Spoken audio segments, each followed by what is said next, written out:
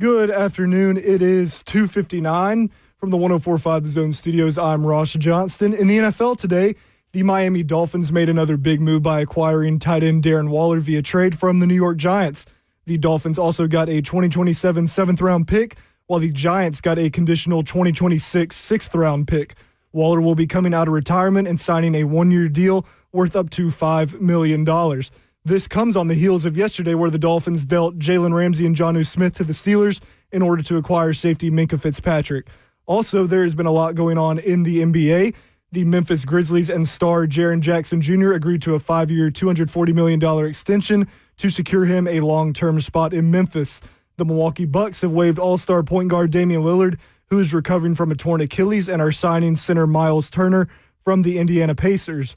Veteran point guard D'Angelo Russell is signing a 2-year, $13 million deal with the Dallas Mavericks, and the Denver Nuggets are trading forward Michael Porter Jr. and a 2032 first-round pick to the Brooklyn Nets in exchange for forward Cam Johnson, among many other things happening in the basketball world today. For all your foundation repair and waterproofing needs, visit USSTN.com. Breaking news at once on your home for the Titans and the Vols. This is 104.5 The Zone.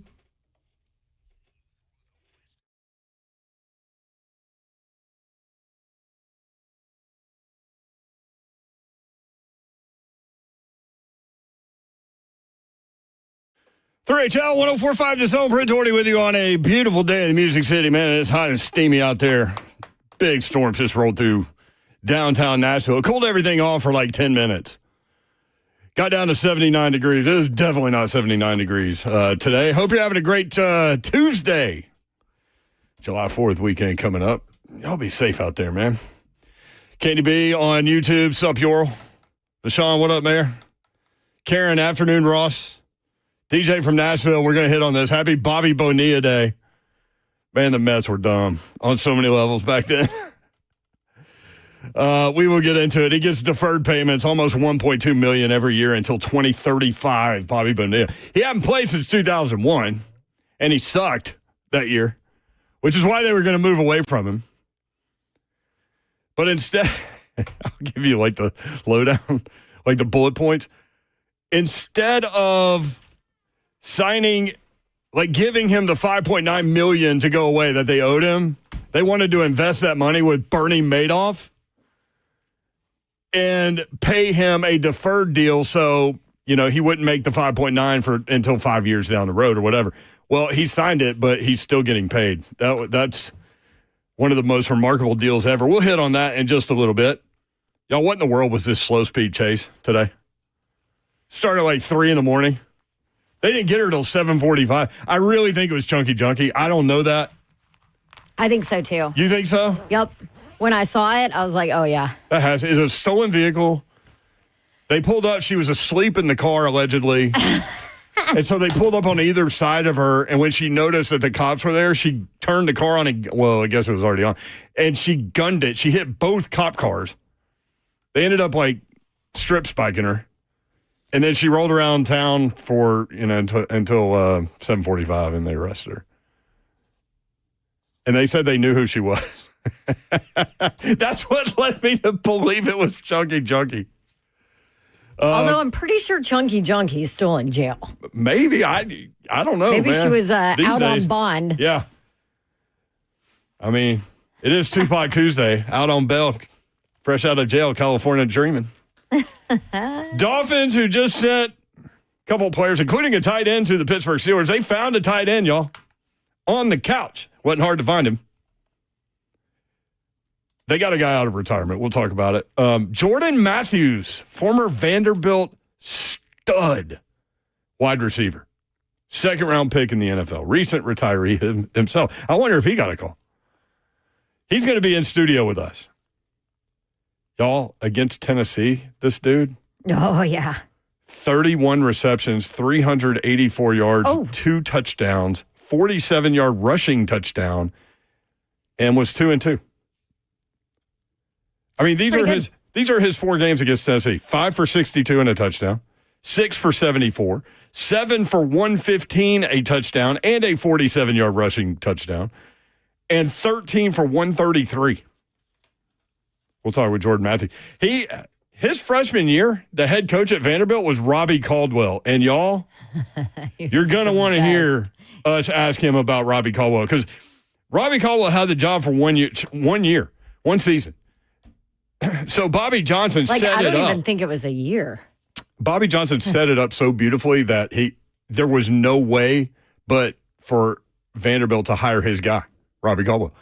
He retired so late in the cycle that they made Robbie Caldwell coach. And he went to SEC Media Days and y'all stole the show. Do people remember that? They might remember this, and if you don't, this actually happened. I was there. Somebody asked, what was the weirdest job you've ever had? And he said, working in a turkey insemination facility. This dude. He also was there for all three of James Franklin's years. So he had both 9-win seasons. The only time Vanderbilt has ever had consecutive 9-win seasons in their history. So we'll talk about that. Best wide receiver in the country, taking full advantage of talking season. EA Sports released its top 20 college football quarterbacks for 2025. Who's too high, who's too low, which leads us into Paul Feinbaum, and we're going to do this in the next segment. Paul Feinbaum lit the flame on the Arch Manning. Like, it was already kind of headed that way.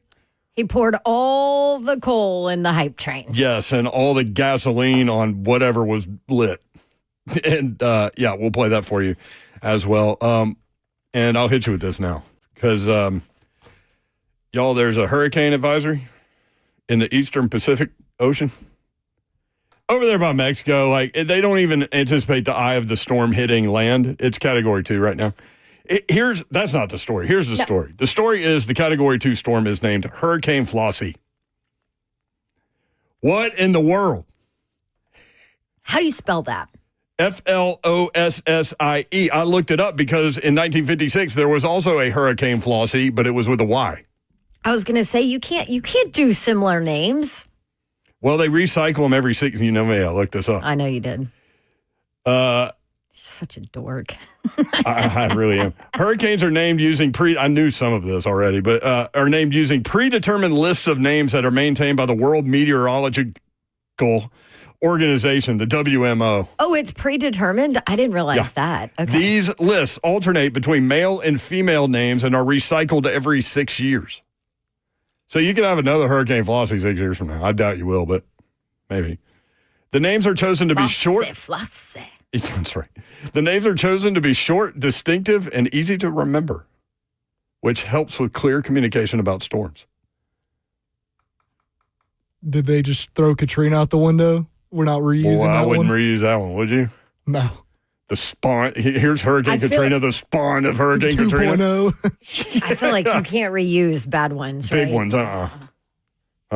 Irene 2.0. Yeah. Andrew. What are the big ones? Oh, yeah. Dewey Cheatham and Howe said they don't reuse them if it's a big one that causes a bunch of damage.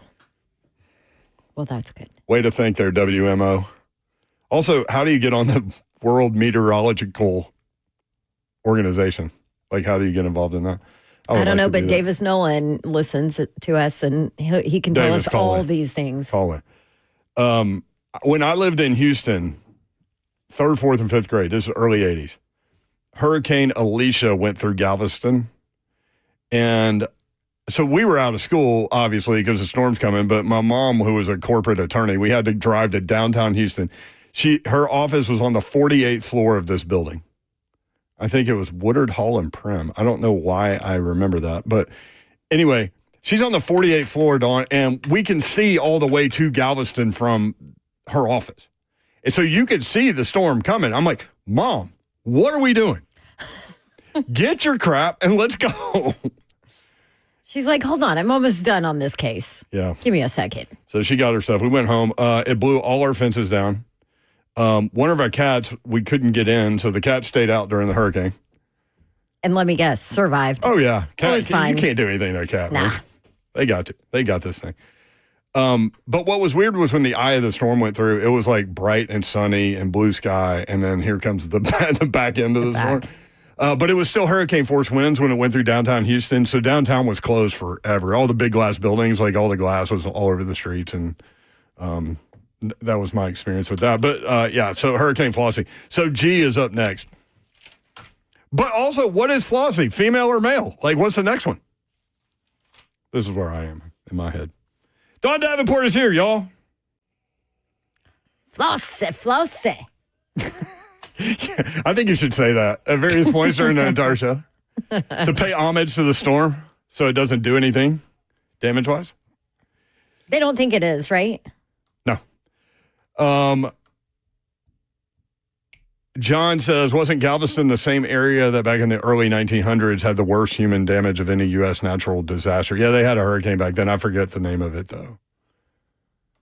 I've only heard Galveston when Charles Barkley is referring to it. Oh, my on gosh. national television. Well, he talks about how dirty a town it is and all this stuff. He is 100% right. Like, people here go to 30A or Orange Beach or wherever you go, like Destin, wherever you go. And the beaches are like, the beaches down there are the best beaches in the world, man. You go to Galveston, dude, there's shells everywhere. There are jellyfish in the sand everywhere. You have to watch at least back then. Maybe they cleaned it up since then. But I'm guessing not, or Charles Barkley wouldn't have gone on that little rant. Probably not. Dewey, Cheatham, and Howe, good point. They didn't name them back then. That's probably why I can't remember. I didn't know that. Let's see. There was another. Oh, here it is. Justin on YouTube. By the way, you can watch the show live, YouTube, Facebook Live, Twitter, and Twitch. Twitch, please. Thank you, Babsy. Producing the show today is not Zev. It is Ross. Rossi. Hello. Yeah, when are we going to get Ross in the hurricane list? Well, that's what There Justin was said. one. There was? I think so. If there's ever a Hurricane Dawn, we should send Dawn safely to report on it. Did you ever have to... I've told my story, right? I forget your story. Yes. So You're I out was there doing sports. in a hurricane? Yeah, I was in Wilmington, North Carolina. What storm was it? I can't remember. It was the bad one. They thought it was going to hit Wilmington directly. It ended up not. I think it was like more Outer Banks area. Anyway, so I was doing sports. My first job out of college in Wilmington, North Carolina, weekend sports anchor, whatever. Obviously, hurricane hits and there are no sports. Like you do nothing for sports. So we're like sitting in the newsroom. They're figuring out what kind of coverage is going on. And they're like, oh, yeah. And mind you, at this point, like I did all my camera work. I carried my own camera. I could edit on my own, everything. I was like one man banding all of it. You did that here. I remember seeing you at Titans facility all by yourself with all of the equipment. I tried to not do that. Yeah, I know. When I got here, but I don't think it lasted that long. well, sometimes if I wanted it, I had to do it myself. Otherwise, we weren't going to get the coverage. But that's a different conversation. So, but I no longer work there. That's true. That's probably a big reason why. Anyway, so so then they were like looking around the newsroom and they were like, "Oh, Davenport's small. That wind will really push her around. Let's go, but let's put her live out on the beach." That 100-pound reporter, get her out there with the 100. The mile per hours and winds are more than what she weighs. So let's do that. Also, you were like 5'7" back then. Yes, in my mind I was. So, but yeah. So anyway, I remember being out there, being like, "Good Lord!" And the wind was so strong. I think it might have been Isidore, maybe. I can't remember. Anyway, and I was like, this is bunk. Like, I'm not doing this again. Just pouring rain, wind gusts that would make it hard for me to stand. And I'm like, why am I on the beach in a hurricane? Yeah. This is not what I signed How did up that for. work out for you? Like, did you have any dangerous moments? No, because it didn't hit directly there. Oh, okay. It ended up like kind of shifting and I gotcha. moving. But it was still tropical storm Whatever. type things. Yeah. Yeah.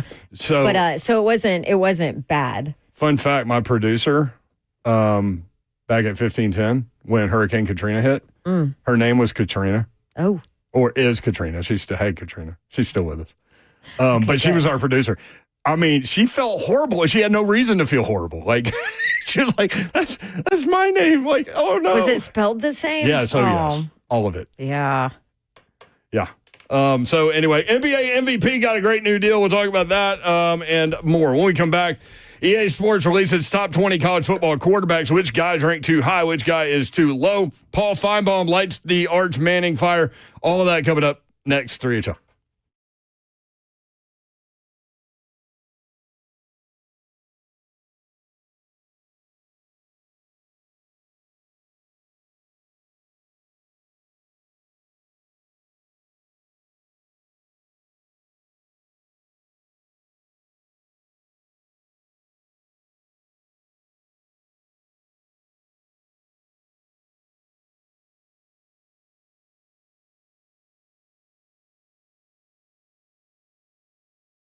Justin with a great line on YouTube. This would be a good segue into Cam Ward. A hurricane hit Nashville. That is Miami Hurricane quarterback Cam Ward. LOL. Yes, that would have been good. I have nothing on him today, but that doesn't mean we won't hit on it because I didn't have anything on Will Levis being the backup quarterback and my desire to see that happen yesterday.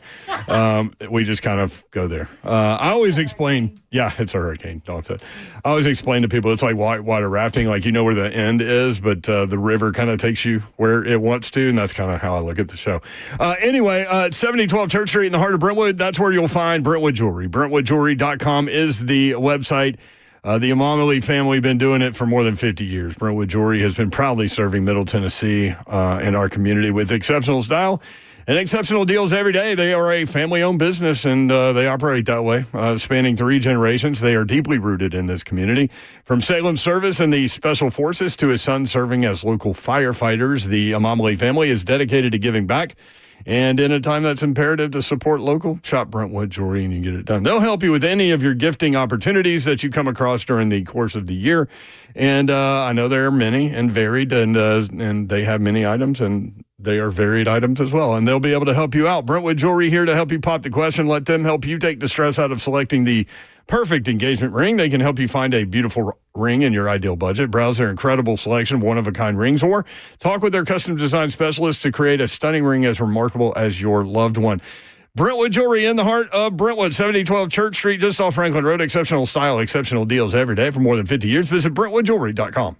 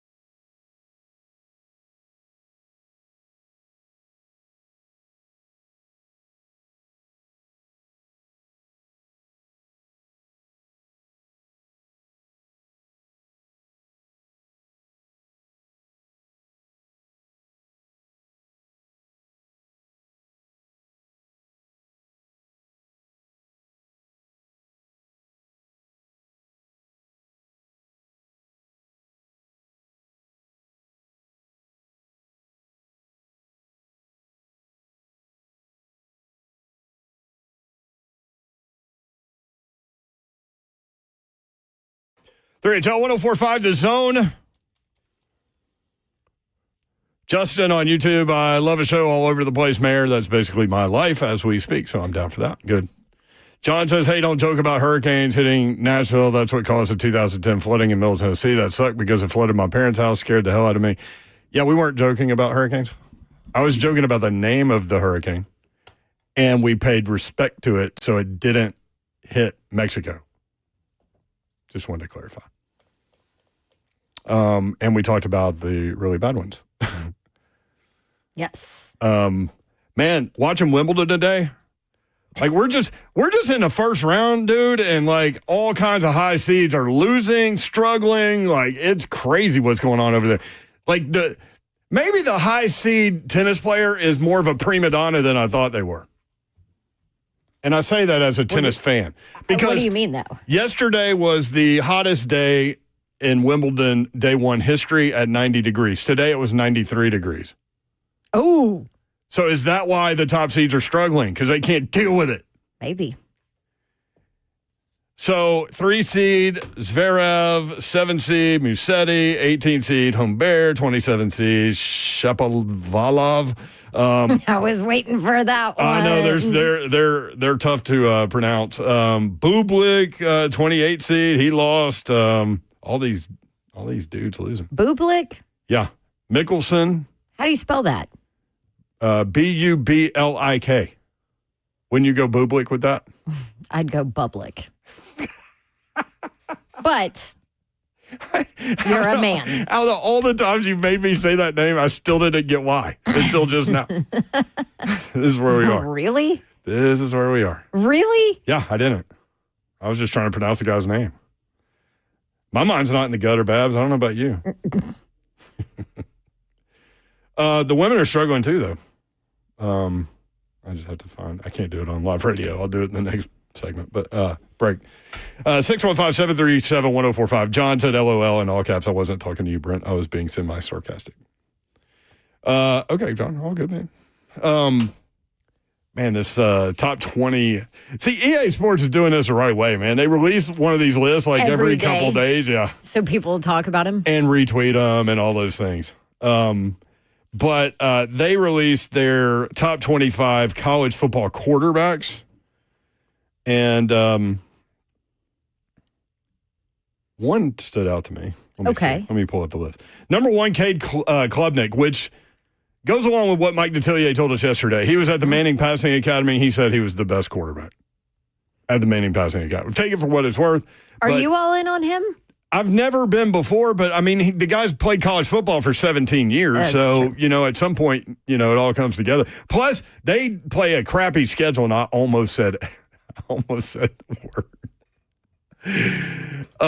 Which makes it easier for him, But and talking to people that cover that sport, like Chris Lowe's big on Klubnik. So, at some point, you just kind of have to give in to the hype, I guess. Number 2 is Garrett Nussmeier, LSU. That's the one that Slay's like, every time we have a college football guy on, Slay's like, please tell me about this Nussmeier thing, because I'm trying to see it. I don't see it, You've seen flashes of it. I've talked to 2 different people that said the same thing about him. The problem with, and they both like Garrett Nussmeier, but they said the problem with Nussmeier is that it was obvious that LSU could not run the football. So everybody sat back in coverage. Right. His numbers were still good. And here's the other thing, like, they've lost like 4 openers in a row at LSU. Like, Brian Kelly hasn't won a season opening game. Well, they also play big-time openers. They do. So. They do. So props to them for that. Drew Aller, number 3. Sam Levitt, number 4. Lenora Sellers, maybe too low at number 5. John Mateer at Oklahoma. Was that guy, the one that you were like, wait, what? That's the guy that I'm kind of like Slay is with Nussmeier. I'm like that with Mateer. Like, I don't know what to think yet about him, but everybody's convinced he's going to be good. And maybe part of that is the Jackson Arnold thing at Oklahoma. 5-star coming in, everybody says it's great, and then wasn't, But maybe change the scenery for him. And Hugh's system is what I'm being told. I know you've been told that too, that he is a really good fit for Hugh. and vice versa. So we'll see on that. But maybe Easier that's system for him. Yeah, maybe that's my part of my issue with Mateer, and that's not fair to Mateer because they're two different players. But I'm just telling you what I think. But anyway, Carson Beck, number 7. I'm not in on Carson Beck. Have we all just kind of jumped right off that little thing? Because Yes. you heard about how For great numerous he was, reasons. and then he was good, but his surrounding cast was so incredible. So when that dropped off a little bit, and he didn't have Brock Bowers and McConkey and all those guys, I don't know what Miami's going to have either because they lost Restrepo, of course, and then Isaiah Horton. went to Alabama. Yeah. Blake Horvath from Navy is number 8. So we'll get to see him play against Army. I like that guy. At the end of the season. Arch Manning, number 9. See, if you're just tuning in to 3HL, this is where we are on Arch Manning. That's Babs' skeptical guy, right? I'm all in. I don't think skeptical is a fair word. You don't know if he's going to be what everybody wants him to be. Correct. Okay. Yes, I do. I think he's going to be incredible. He'll be good. That's my take. He's going to be good. He's going to be good. It's hard for him not to be good. Especially with the surrounding cast. That's what I'm saying. Exactly. But now, is he going to be this, oh my gosh, best quarterback to ever play college football like everybody's making him out to be?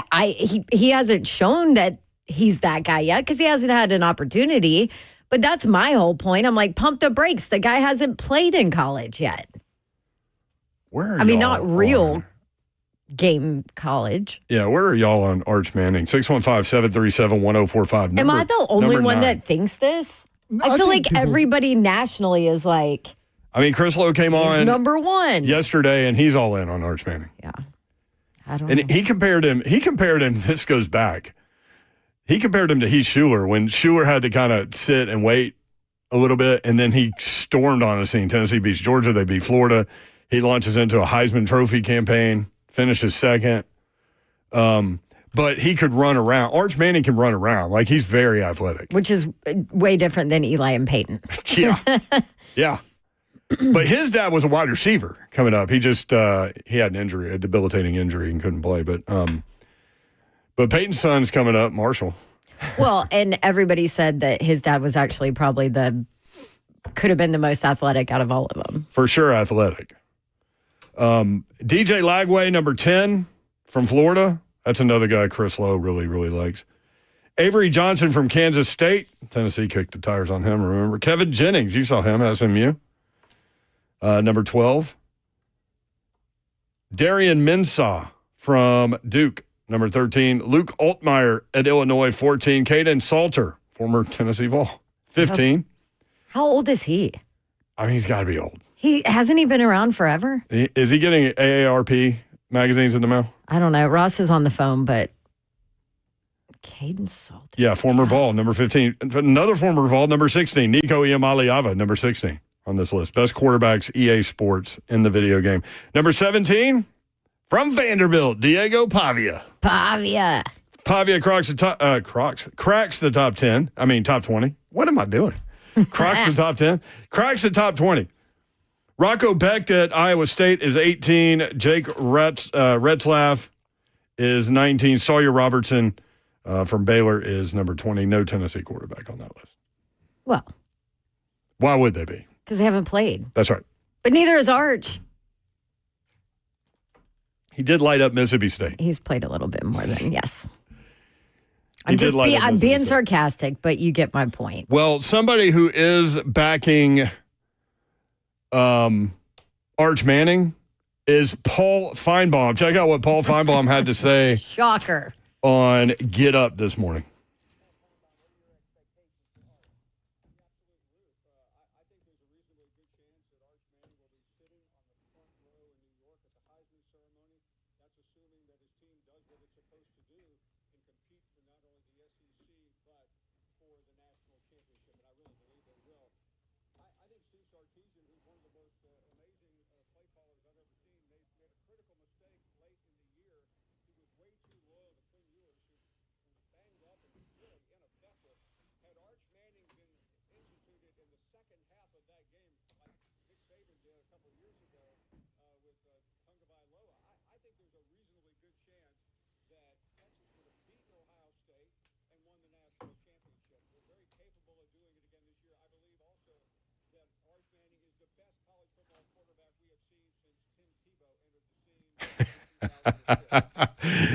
Flame lit right here there. we go. Yeah.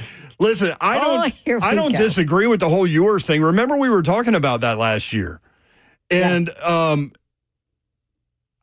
don't disagree with that. And I like the analogy with what Nick Saban did with Tagovailoa, with Jalen Hurts, and ends up winning the national title. I'm not sure Texas doesn't win it if they put Manning in, but I mean, you'll never know. But best college football quarterback since Tim Tebow. That's a statement right there, man. I mean, I'm all down with he's going to be great.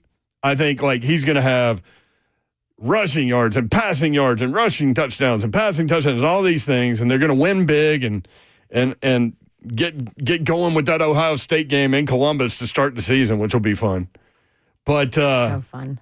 Best college football quarterback since Tim Tebow? Just let the kids start a few games first. That Cam Newton year was pretty good. Joe Burrow.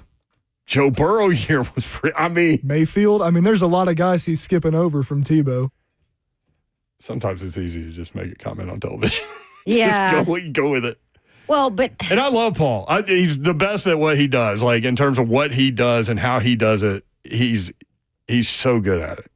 Like, twisting fans and all these things. Like, I get it. Poking bears. Yeah. But that's a tough one right there. 615-737-1045. No. So you're definitely not there. Best college football quarterback since Tim Tebow. Stop. What are we doing? Come on. We're getting mentioned on all talk I'm sure Tim shows got all a over the country. I'm sure Tim got a call or Tebow put a nice little text into Paul. Come on, dude. Yeah. What are you doing? I don't even buy that, Paul. But thanks. 615-737-1045.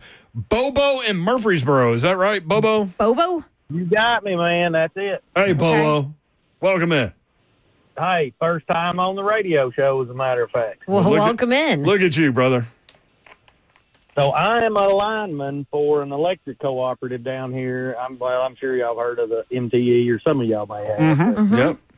Anyway, Middle Tennessee Electric. You got it. Yep. I don't know if I'm supposed to tell y'all that on the radio. Nah, you're fine.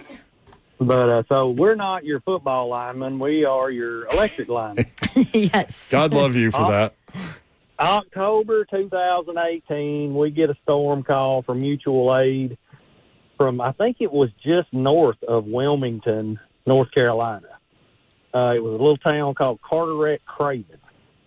And we leave out, I want to say it was a Thursday morning, 6 a.m. We got about 20 guys from Franklin, Lebanon, Murfreesboro. We're all heading in, convoy trucks going in to help out. Well, the CEO of Carteret-Craven, we're talking back and forth with him on the phone. He's like, hey, if you guys don't get here tonight, we're going to be flooded in. So you may just, if you don't think you can make it, stay in Raleigh, blah, blah, blah, all that good stuff. Well, our group collectively pulled over at a truck stop and was like, hey, if we push through, we can get there by tonight and hopefully beat the eye of the storm.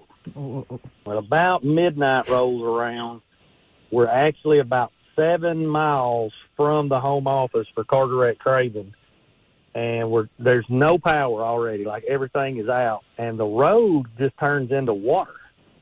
And we were driving through floodwaters. We could see the lines, but we knew the water was like 1.5 feet, 2 feet deep. Well, then we see a convoy of military deuce and a hash and Humvees coming down the same road we're on, but going in the opposite direction. Yeah.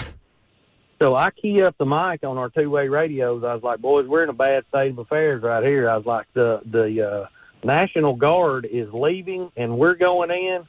And then from that moment on, all HE double hockey stick broke loose, and we actually drove into the northern wall of the eye of the storm. Good Lord, dude. It was a wild night, to say the least. So when we finally made it to the home office there of Carteret-Craven, like, we came busting in the warehouse doors, and the guys that worked there, they were staying overnight, because they knew the water was going to be so deep they wouldn't be able to get in. So everybody was staged there.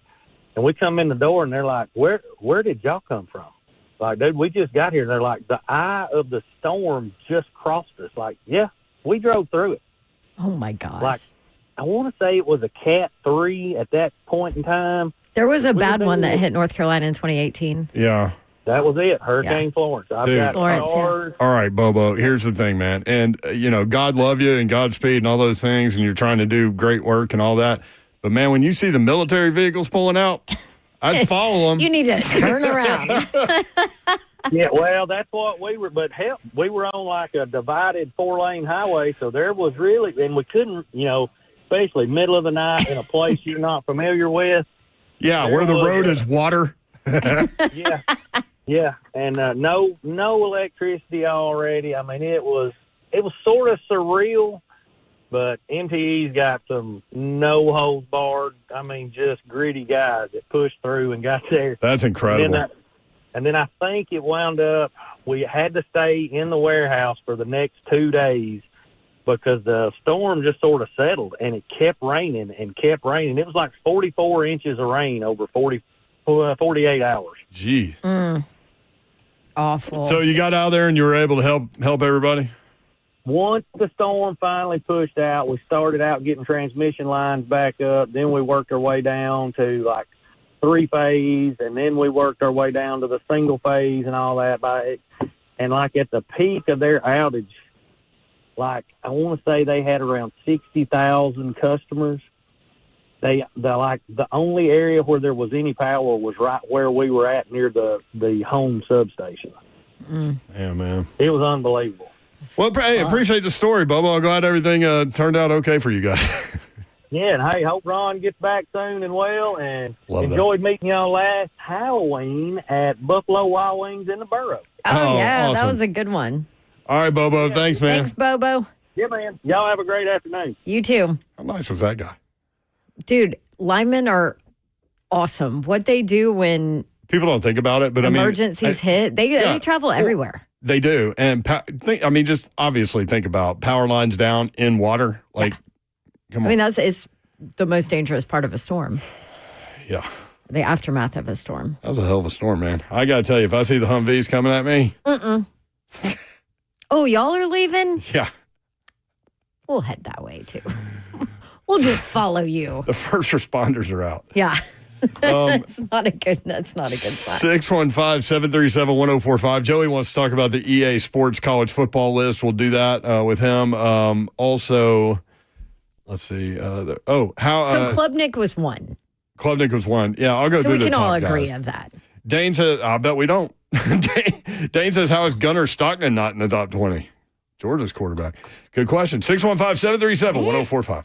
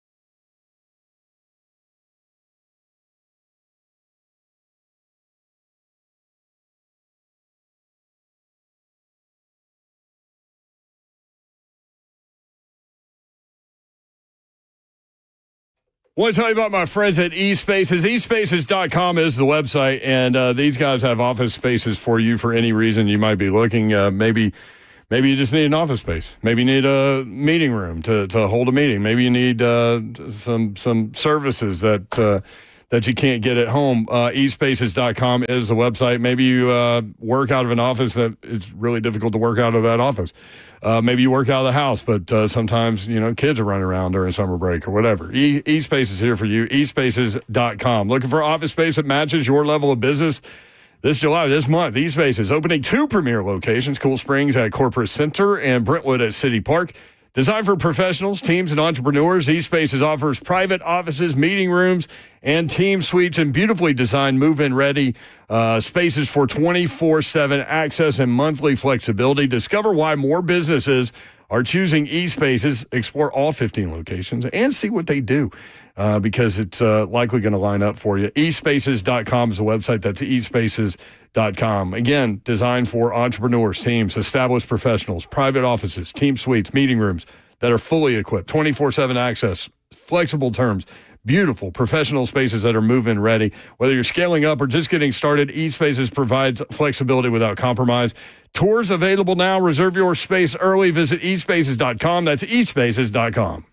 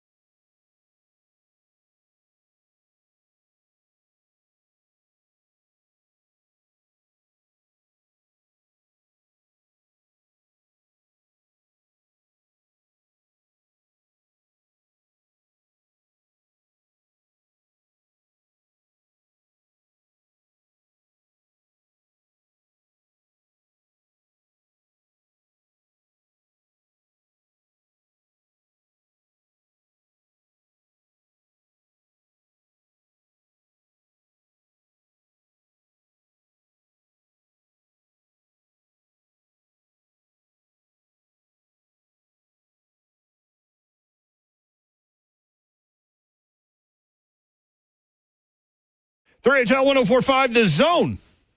Brent Doherty, Don Davenport with you. It's moist out there, Babs. Huh. Steamy. They're putting a cigar bar in over there. Did I tell you that? No. Over next to the Electric Jane on Division. Is that right next to us? Yeah, right across the street. Well, Right across the street. I'm sure you and Slay might visit there. Big Slay, we're thinking about you, bro. Still recovering. Yeah. Was it the Buck Rising show that said he was day to day? Or was it, yeah, I think it was. I think that's a good word for it. Day to day, yeah. Mm-hmm. But he's through the surgery. That's the good part, man. Because remember when that surgery was set up, he still had he thought he had 3 weeks, but it was 2 weeks. So immediately it became 1 week quicker, but it was still such a long time for him to deal with that. When you were gone, he said he wanted to somehow get up on the pedestrian bridge and throw the crutches in the river. Except they're not his crutches. Yeah, he was done. He was done. 615-737-1045.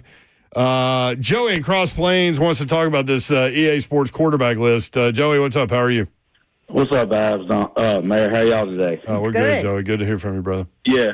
So I'm happy my boy Pavia, cracked the list. Yeah, number 17, Diego being a Pavia. big Vanderbilt fan. But a shocker that really kind of shocked me when y'all just said this list was that Marcellus Reed's not on this list. That is true. Because, that is true. Rod Reed's kid. He's not on the list. Because I was, listening when they were on TV last year, and I listened to a game. Like one of them that really sticks out is they were down big after the first quarter, and then halfway through the second, they put him in, and it was just like every time that he got the ball in his hand, they were scoring touchdowns. Was that LSU? Was it LSU? I think it was. It might have been. But, I mean, yeah, he was so electric with, running or even, throwing the ball out there that it just, I'm just actually shocked because I would have put him in that 10 to 15 range. I'm with you on Marcellus Reed. He is going to be a dynamic playmaker at the quarterback position. He can really sling the ball too. But yeah, that LSU game, they could not stop him. They scored 5 straight times, and they were down big when they put him in. So I'm with you on that. Diego Pavia is 17. We're talking about the top 20 quarterbacks as EA Sports has put out their college football 26 top 20 quarterbacks. Kay Klubnik, number 1, Garrett Nussmeier, number 2, Drew Aller, number 3, Sam Levitt, number 4, Lenora Sellers, number 5. By the way, Joey, while we've got you, reminder, former Vanderbilt wide receiver and NFL wide receiver and tight end Jordan Matthews will join us in studio at 4:20 today. So that's going to be fun. And speaking of Pavia, he's got a charity event. Jordan Matthews has a charity event coming up that Diego will be a part of. Diego Pavia. Yep. Love it. 615-737-1045. Antonio in Nashville. Antonio, what up? What's up, party peoples? What's up? Babs likes to say that. What's happening? Hey, one thing. I'm coming at you with some buckshots. All right. So, first thing, please, somebody, I don't have Ron Slay's number, so somebody text him and tell him Antonio said that I'm praying for him. I will do it, man. And hell, he may be listening, bro. Yeah. Take him to rehabs, because I've been through it. Yeah. Yes, indeed. 2, nobody mentioned Peyton Manning, and I would take him over Tebow. Tebow's a better athlete, but Peyton Manning is a better thrower. Well, Tebow came after Peyton. That's what he was saying, that Arch Manning's the best quarterback since Tebow. Right. But Tebow came after Manning. Okay. Yeah. Okay. All good, brother. And I'll let y'all tackle with that. But I have a story. My man called about a storm. Yeah. I was actually in a storm, kind of, 1996, I think, April 16th. I worked at the T-Bag building, downtown Nashville. Uh-huh. Mm-hmm. And I worked on the 14th floor. So me and my coworkers, we watched the tornado come up Charlotte. Yep. And it was like pop, pop, Yep. pop. You're talking It's about like, the wait a minute. NES breakers. I saw that too. I was in our parking lot in the building that we're in now, which is off Music Road down by the interstate. So I could see NES too, and it was like the sky was green, and those transformers just started popping, like exploding, like they were fireworks. It was crazy. Yes, it was, and we're dumb Shianos. We Well, me too. I was outside the parking lot. we watched it come up we watched it come up Charlotte Yeah. until like 4 blocks from the T-Bag building. Yeah. It was like, wait a minute, we got to get the hell out of here.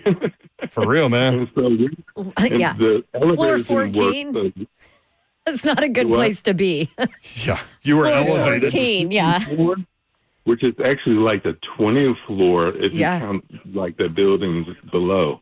But we like flew down the down the stairway to get out of there, and the next day there was like pink. No, not pink. Yellow like stuff all over the street. Like insulation. Yeah. Yes. Yeah. Yes. It was crazy. Thank you, Antonio. Appreciate you, man. Yeah, that's I've told my part of that story a long time. I saw the tornado drop out of the sky. Me and You were working radio then. here. Yeah. In this building. Oh, in this building. Yeah, we were in the side parking lot. And NES is right down the interstate, and that thing, the sky was green and it was rotating, and it was me and this coworker of mine named Stacy Steele, and we were in the parking lot, and then saw the tornado drop down, and we went inside, and when we got inside, all of the employees in the building were in the tornado position in the interior hall, and we were like, damn, we were stupid, or I was. Not you, Stacy. You were fine. Don't group us together. Yeah. But I remember Phil Valentine, R.I.P., he looked at me and yelled at me, and he was like, MF, get the F down. I was like, yes, sir, Mr. Valentine. NBA MVP. Got a new deal. Hell of a year for Shai Gilgeous-Alexander. He was the MVP, the NBA won an NBA championship, the NBA Finals MVP, and now he has a new deal. Babs, he's about to turn 27. He's going to have more tens of millions of dollars than age on this planet. 4 years, $285 million. Could you imagine being 26 years old with $70 million hitting your bank account? NBA money is just It's monopoly dumb. money. It's crazy. I mean, guys you have never even heard of. Are making like $40 million. Yeah. NBA money is nuts. It's good gig Now, if you can get into it. He's worth it, right? Yeah. Yeah, he's the best player in the league right Yep. now. Is what they say. 280. These dudes sit on the bench are raking in like 8 figures. This is too. what I'm saying. It's crazy. Tens of millions of dollars. The Dolphins found a tight end. It was easy. He was sitting on the couch. We'll talk about that next. Also, former Vanderbilt wide receiver Jordan Matthews coming in studio 420. He is great, y'all. Definitely stay tuned for that. Make an appointment to be here. We'll be here. 3HL 1045 The Zone.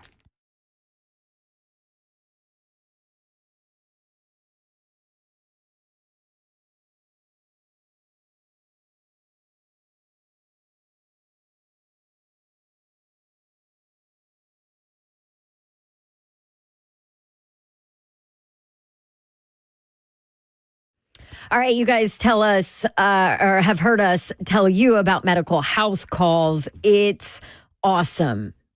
Maybe you're a working mom out there. It's summer.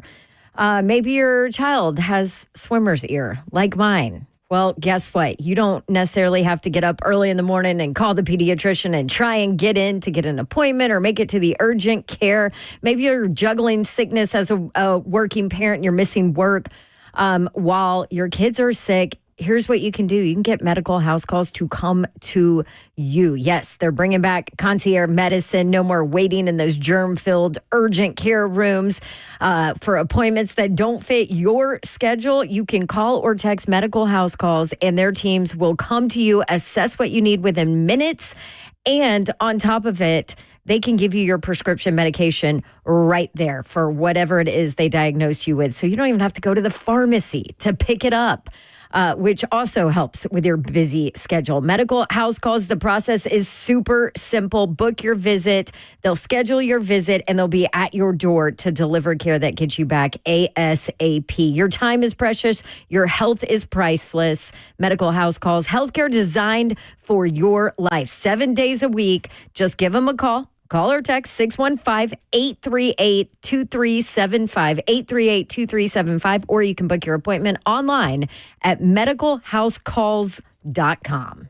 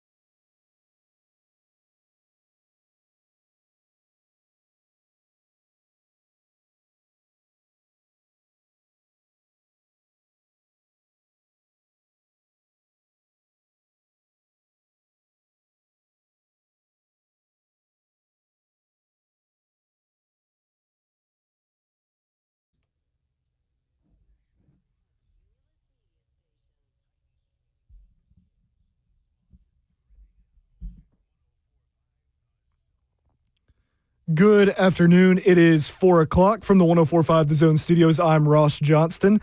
In the NFL today, the Miami Dolphins made another big move by acquiring tight end Darren Waller via trade from the New York Giants.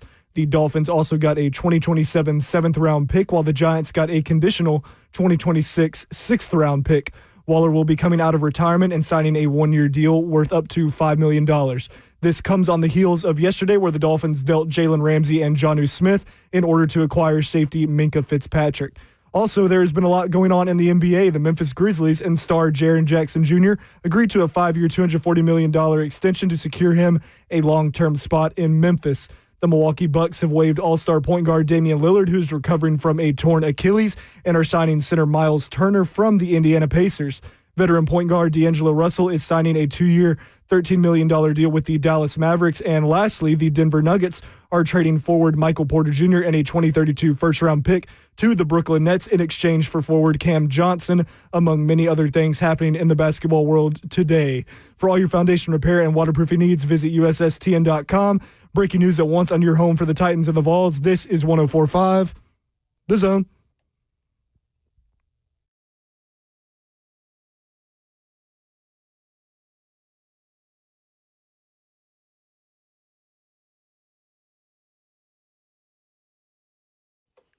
Three HL 104.5 The Zone. Brent Doherty with you on a beautiful day in the Music City. Dawn Davenport is here. She went downstairs to let Jordan Matthews, former Vanderbilt wide receiver, and then NFL receiver and tight end Jordan Matthews into the building. He's in the building. But Dawn Davenport is here, y'all. She is.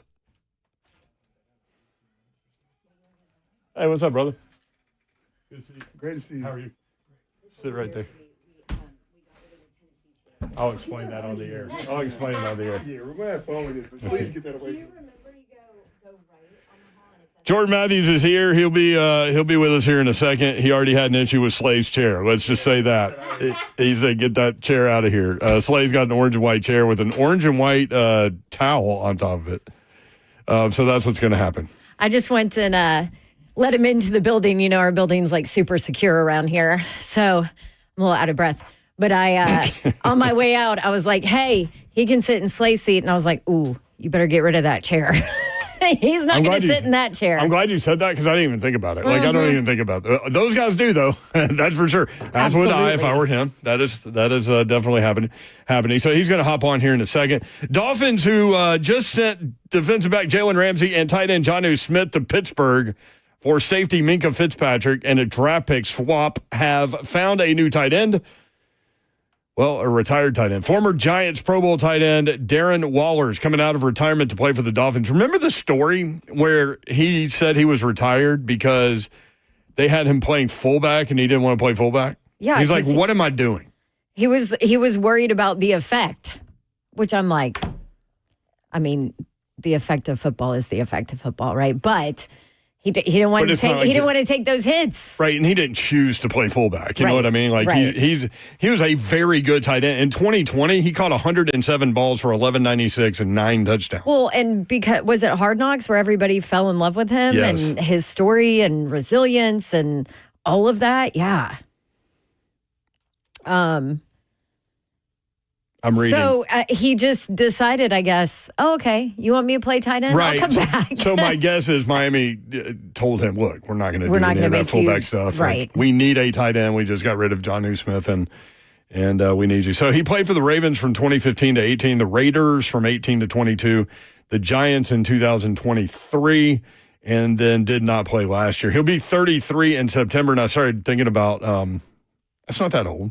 You know, Travis Kelce's going to be 36 in October, which made me wonder. Travis Kelce's 36. How old is? He's one of the best to ever do it, though. Right, that's true. But that made me wonder, like, how old is Taylor Swift these days? Taylor Swift's 35, y'all. She's going to be 36 in December. Wow. Can you believe that? No. Taylor Swift is 35. And it makes it sound like I'm saying, like, sorry, Swiftie, you know, if you're listening. No, I'm shocked that she's that. Not that that's old. See, that's what I'm saying. Like, for us to have, like, this moment of, like, wow, like. But it's because we remember her as the, 16, 17-year-old here in town. Yeah, I mean, over there in Hendersonville. yeah, So that's crazy. Hey, little biological clock's ticking there. Oh, okay. I wonder if she wants kids. Okay. Her and Kelsey going to get married. I saw they were here in town doing their, what was it, at Tight End U? Yeah. And then she went she to performed. Brooklyn Bowl. Yeah. Is what I heard. Kane Brown was there, so she popped on stage. How fun is that? That is very cool. How old were you when you had Hadley? Well, I'm not going to say. I just remember you being all pissed off when you got back from the gynecologist and they were like, or the obstetrician, sorry. And they were like, this is a geriatric pregnancy. Not to mention, they list it everywhere. It's on your bracelet when you get in the hospital. It's on all your paperwork. It's on like geriatric. Old women coming through. Watch Attention, out. Don Davenport. Ding, ding, ding. Yeah, they wouldn't even have to say that. Just say, hey, Davenport's coming through. Look out. I'm like, what in the world? Why you got to call it that? Hey, guess what? Huh. Taylor Swift, what did you say? She's 35? 35. She'll be 36 in December. She would be considered geriatric pregnancy. Oh, Lord. Welcome to the club, Tay. Tay. Dewey Cheatham and Howe getting lots of mentions today. My wife saw Swift at the Franklin Kmart performing when she was 16. See, but that's how we think of her. Like, oh, sweet Taylor Swift with that curly hair. Oh, here we go, Vandy Man AD too. Again, Jordan Matthews will be with us probably in the next segment. He probably doesn't want any part of this. Do you think she and Kelsey will ever get married or stay together? I don't know. I don't know. I feel like they're on the same page on a lot of things. I think so too, and I think they've kind of gotten past the stage where you would just be like, I'm tired of you. Right. You know what I mean? They're past the honeymoon stage. You mean? Yeah. I have some conspiracy theories. What you got, Please Ross? tell us, Ross. No, I don't. Flossie Rossi. I It's can't. July 1st. I would rather We're talking not. about Taylor Swift and Travis Kelsey. What is where is Jordan Matthews? We got to start. We got to transition here. Do you think he got Lord, lost help in the us. building? You turned him loose out there. I did. Turned him loose. Yeah. I don't know, but that's where we are. So if you would like to watch the show live, YouTube, Facebook Live, Twitter, and Twitch. Twitch, please. Vandyman 82. Let's go, J Matt. Vandy Chris 24. We don't do orange anything. Vandy Chris 24 says not even Gatorade. That is true. They will not have orange Gatorade on the sideline. Raymont says, can y'all please catch me up on the Titans coaching and front office additions and subtractions? This is not the day for that, Raymont. Like what? Also, you could Google that. Also, what do you want to know? That's what I'm saying. Like, be more specific. And I'm not trying to be disrespectful at all. I'm just saying, like, you literally can Google that. But also, what do you want to know? Like, be more specific. What do you? I mean, it's the same head coach. It's Same the coordinators. We've talked about Bones Fossil coming in to take over special That's the new teams. guy, Bill and Callahan, he's still great. the offensive line coach. Like your big time position coaches are the same. Borgonzi's the general manager. Yeah. Brinker. Bert charge. Nihill's still over there. Yeah. I mean, I don't know. I didn't anticipate that today. Robbie Warren's gone. Dane says, go But Dogs. I don't think you know who that is anyway. So, Oh, yeah, Robbie Bourne. What up, Robbie? what up, Robbie? Miss you, bro. Dane says, go Dogs. Get better soon, Slay. So when he says go Dogs, is he talking about Georgia or Mississippi State? Dog spelled like that is definitely Georgia. Is it? Yep. Am I right, Dane? By the way, I'm that's my brother's name, so. I'm sure it's. weird. Do you think that's your brother? No. I'm No, sure trust it's me, because Georgia. if my brother was in the chat, he'd be starting some kind of drama. Taylor says, am I learning that Slay is the glue that helps us stay on sports? Because I say that out loud and I cannot believe it. No, that is not No, true. dude. Slay. There's no way that is Listen, true. Slay, wherever this car goes, Slay's right there Yep. for it all. Nah. I'm usually the one that keeps us on sports, but then I was so shocked that Taylor Swift is 35 years old that Then here we we had are. to talk about it. But, And I so mean- then, of course, my mind immediately goes to like, oh, well, I wonder if she wants to be married or have kids one day or whatever. Now, listen, you can have kids super late nowadays. Dane says, Lots of people are. Georgia, good job, Dawn. Yes. He also said, I do wish I was an actor. I don't know. My brother was shooting a movie last week. What movie? I don't know. He didn't tell me. He was like, oh, no, it's Hey, if it's not any a of big y'all deal. had a I'm like, family okay. member that shot movies, wouldn't you like know what the movie was? And if it was a movie that won like awards, wouldn't you see that movie? He was in Hidden Figures, y'all. Incredible film, Babsy. I have seen bits and pieces of it. I just haven't seen his parts. I thought it'd be the other way around. I've seen his parts, but not the rest. Wait. I think I did see a little piece because it was like a TikTok. Somebody had put it on like TikTok. It was Who did he play? John Glenn? Alan Shepard. Alan Shepard. Yeah. I always make that So mistake. and so it was like when Alan Shepard was going into space, so it was showing him in the rocket going to space. It was like a TikTok clip, and so I found it and I like sent it to my brother. I see you. You're there. Oh man. Oh look, William, 35, with a 3-day-old and a 10-year-old. Oh, congrats. Oh, okay. Vandy Chris 24 just explained a little bit. There's a lot of misinformation floating around out there that Jeff Fisher is the new GM.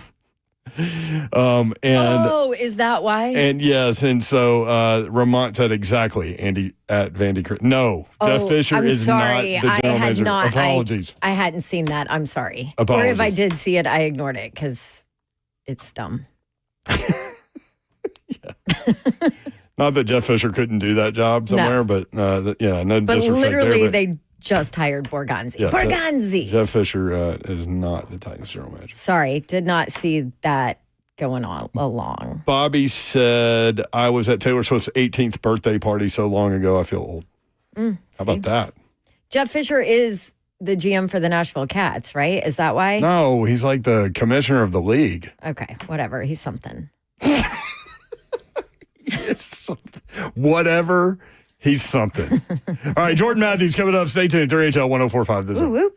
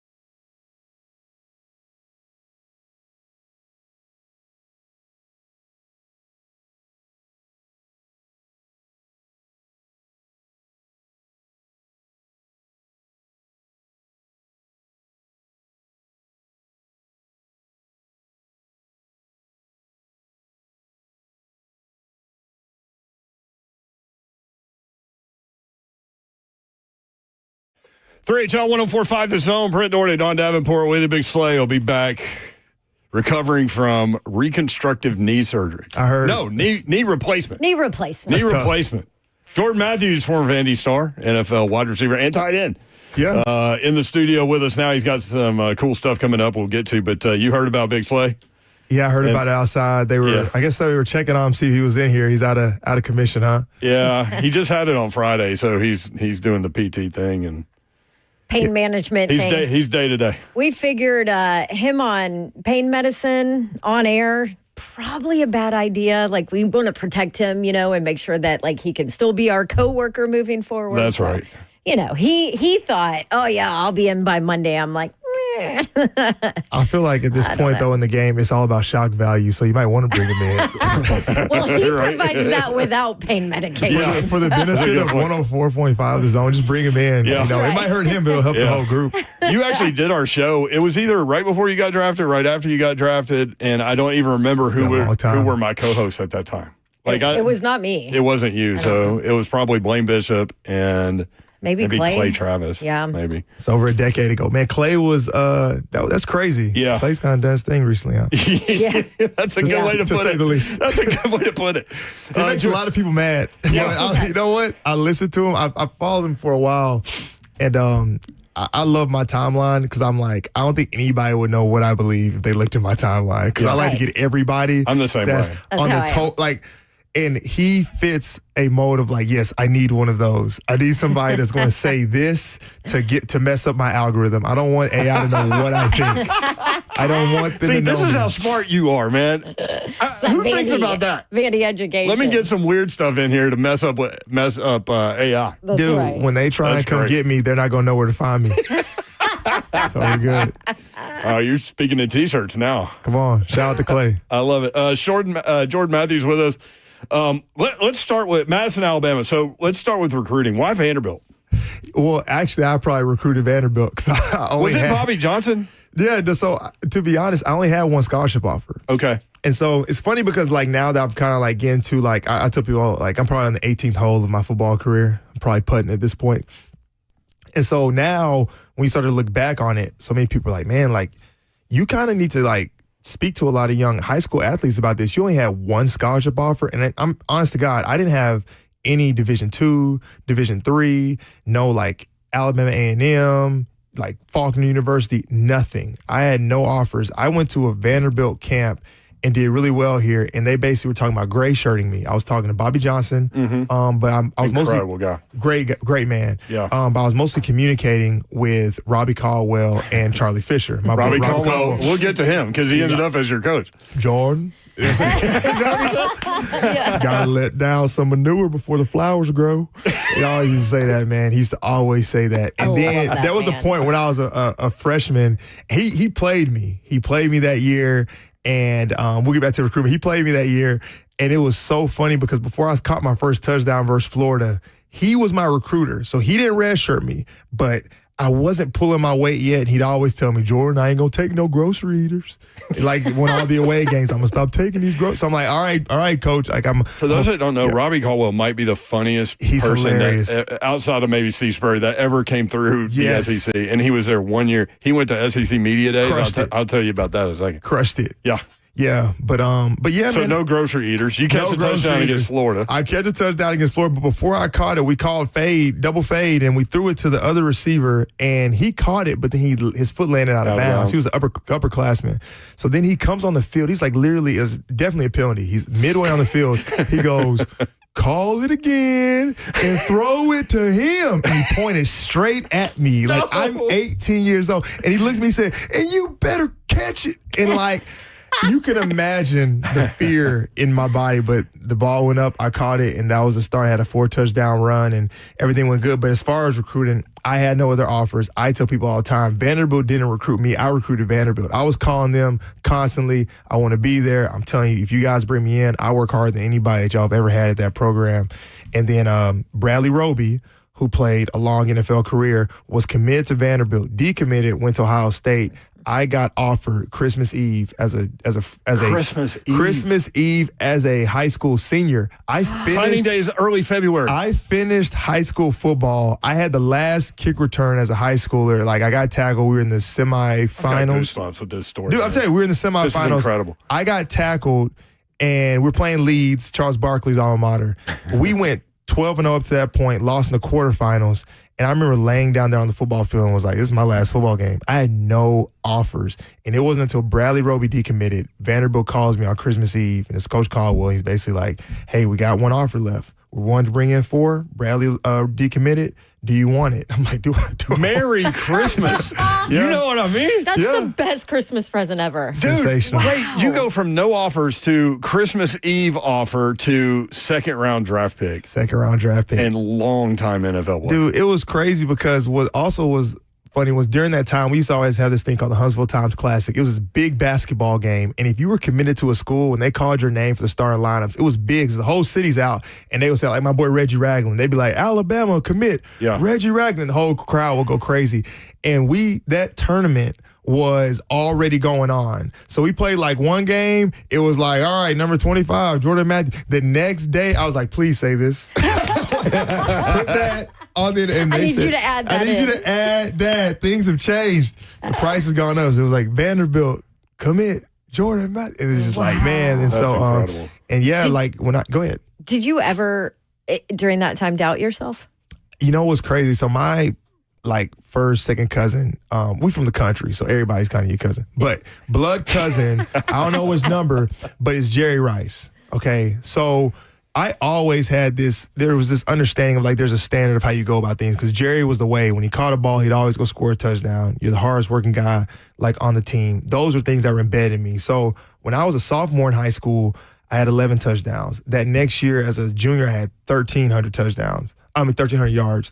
The senior year, I had another 1,000 yards, 8 interceptions, 2 punt returns. So I was always productive. Nobody had ever gone Division I from my high school, though. Wow. So there was just no recruiting that's pipeline. A problem. Exactly. How small? That's a bigger problem than people think it is. Right. Yeah. How small was it? So it was 1A size, but in Alabama, if you were a private school, you had to play 3A. So we played good competition, but it was 1A size. I graduated with like 53 people. Oh, wow. Okay, yeah. So, but when I got to Vanderbilt, I already had this understanding, if I'm here off of one chance. There was no, these kids I don't like it here, I'll transfer. I ain't have none of that. There was no transferring anywhere else. Nobody else truly wanted me. So I had to make it work. And I truly believe this. I think the person who's the most grateful for the opportunity is usually going to always be the most successful. I know, and parents aren't going to like to hear me say this, but I think there's something to be said also for having no backup plan. Yes, huge. My mom asked me one time, what if radio doesn't work? I was like, what do you mean?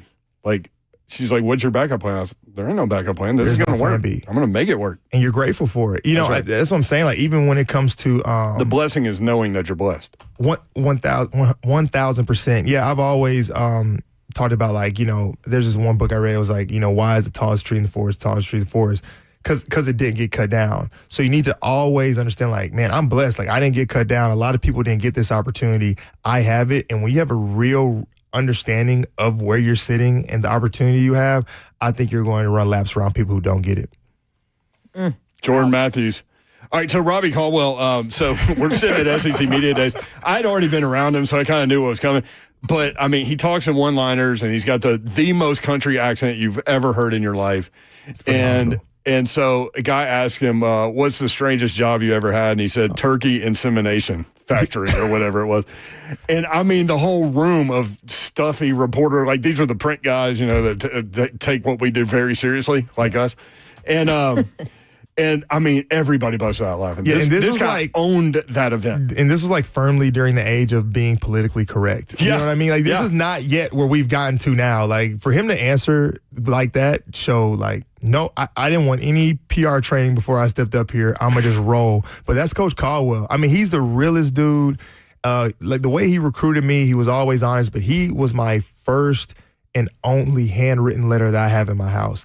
I got a handwritten letter from Robbie Caldwell when I was a sophomore. Now, if you get a handwritten letter from an SEC school, you think, man, this recruiting's about to go crazy. that's not how it worked out. But I still have that letter from him, and I'm forever indebted to that man. Yeah. Oh, I ran into That's him awesome. at Clemson because he went afterwards and was the offense. I think he's done now, right? I think he retired. I think he's so. Gone. I think so, yeah. But he was the offensive line coach at Clemson a couple of years when I worked some of their games, and every time I saw it, like he just makes me smile. He's the man. He's the man for sure. So this will make Vandy people and Jordan Matthews smile. Tennessee.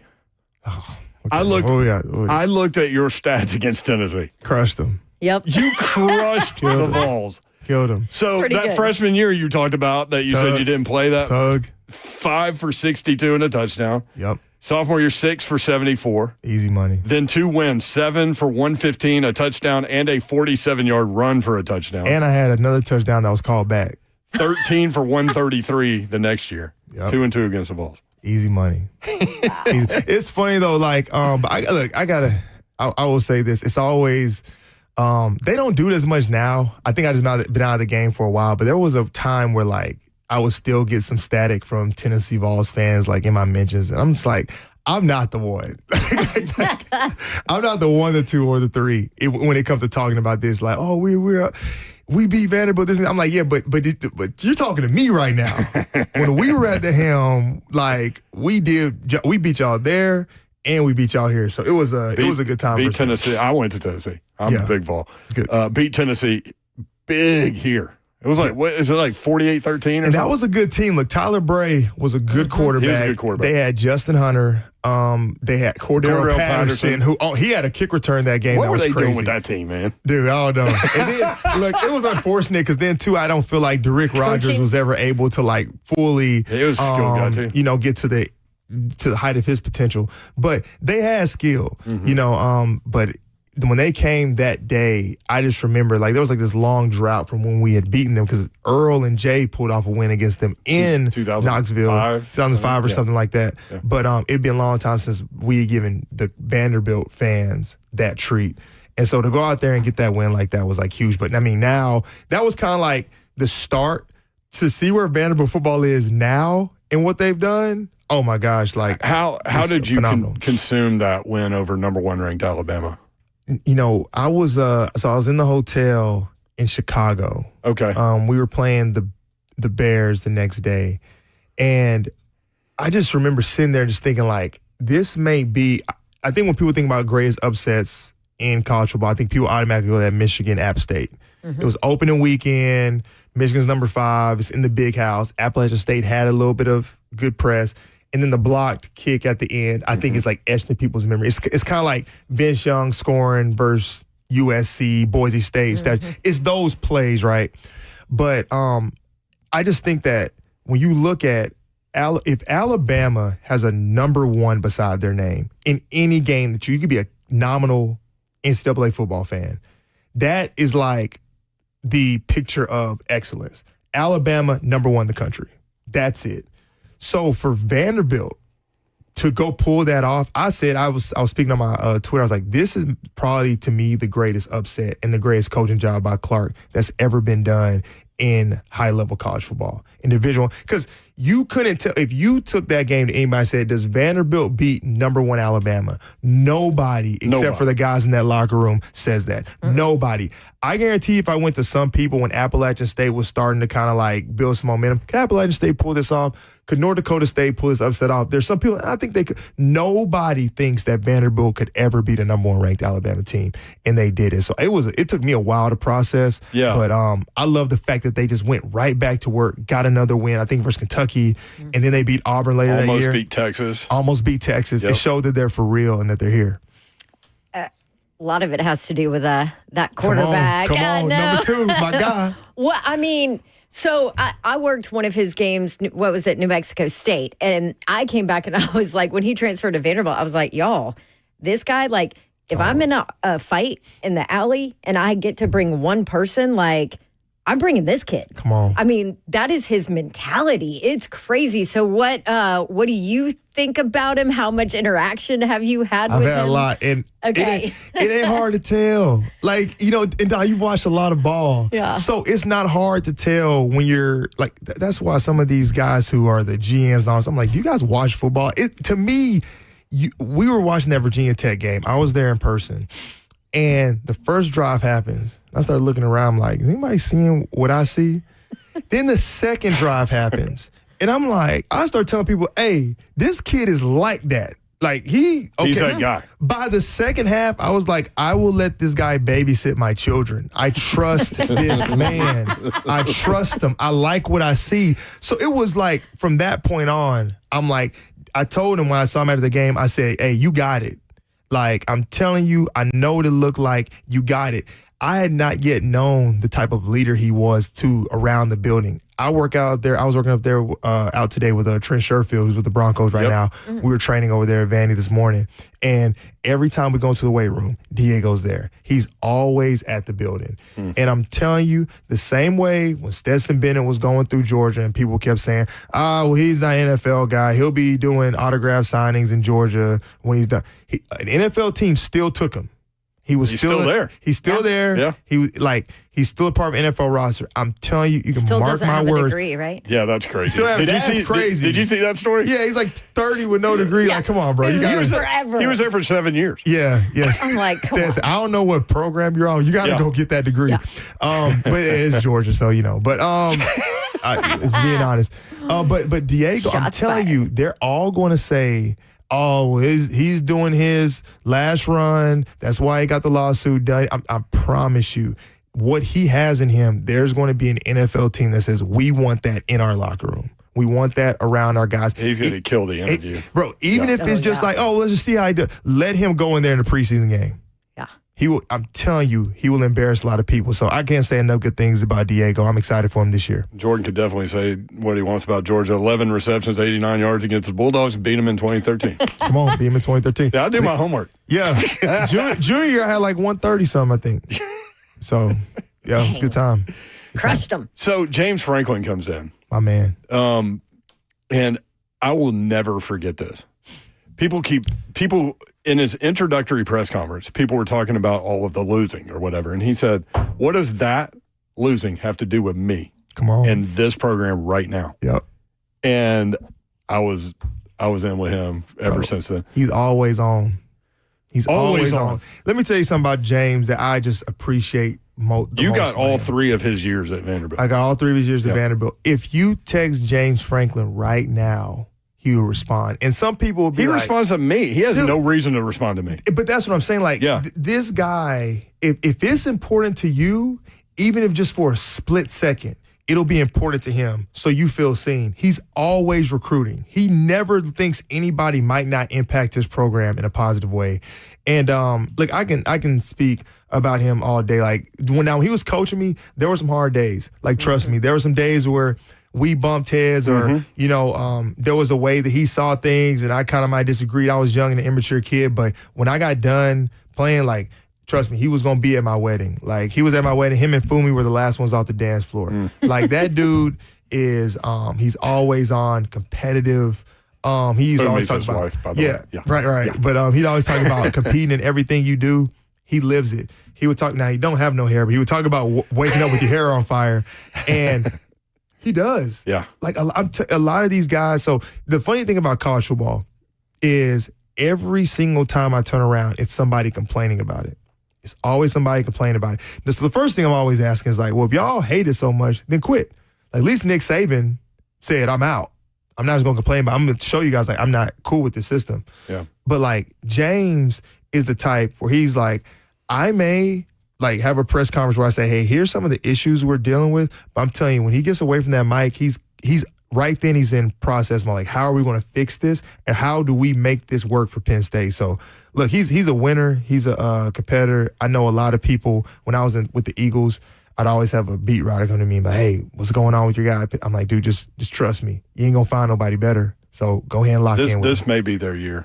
They've got the 2 of the best running backs in football. Drew Aller's been there for 37 years. Come on. Good player. This may be it. Feels like it. Do you remember the first time you met him?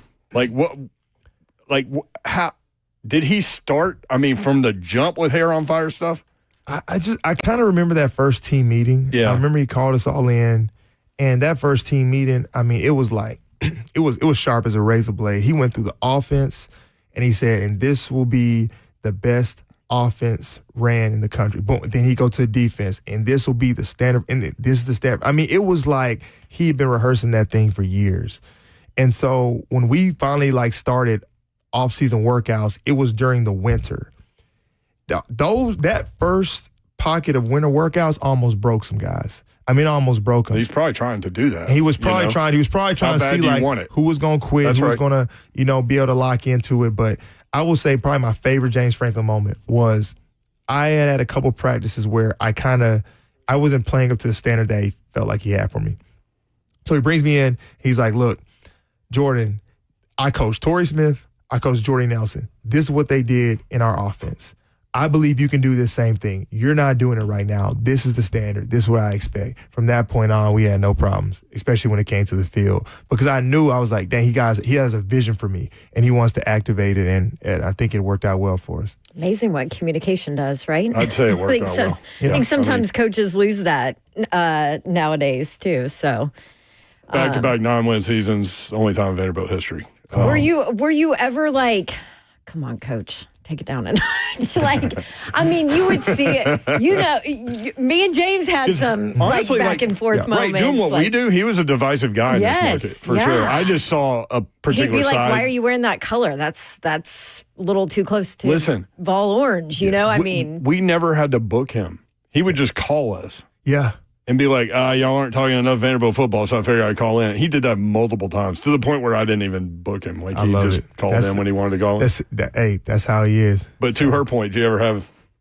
No, I mean, you said you butted heads a little bit. We butted heads. There was strong-willed guys. Yeah, there was one time. It was just I was in the process of pledging a fraternity, so I was a little more tired than usual in one spring practice, and I think so. Obviously, he didn't know, but he was like, "This ain't the Jordan I used to," and so it was just during a drill where there was a one-on-one and a guy you're not supposed to tackle in one-on-ones, but basically I caught a ball and his freshman tackled me, so I got up and got mad at him. But Franklin was like, "No, that's right, tackle him," because he was like he like I was practicing, and I was like, "Bro, shut up!" And he was like, "You're telling me to shut up?" So he comes out of midfield, and at this point I'm like, "Okay, we're not about to fight, but man, he's charging me right now." But it's but then afterwards, because Franklin, he's got high EQ. He actually is an emotional guy. Once he gets past all the recruiting stuff, and he called us up and he was like, "This is one of our leaders, and we're having an argument at midfield. This, we can't be doing this." And I was like, that you were probably right. So he would always find a way to bring it back together, to win everybody back in. But I can't say enough good things about Frank. That's my guy. Can you hang for a few more? Let's do it. All right, Jordan Matthews with us. We'll talk about a celebrity softball game we got coming up. That's what we got. It's going to be at the Hawk. It's going to be at the Hawk, baby, the Mecca.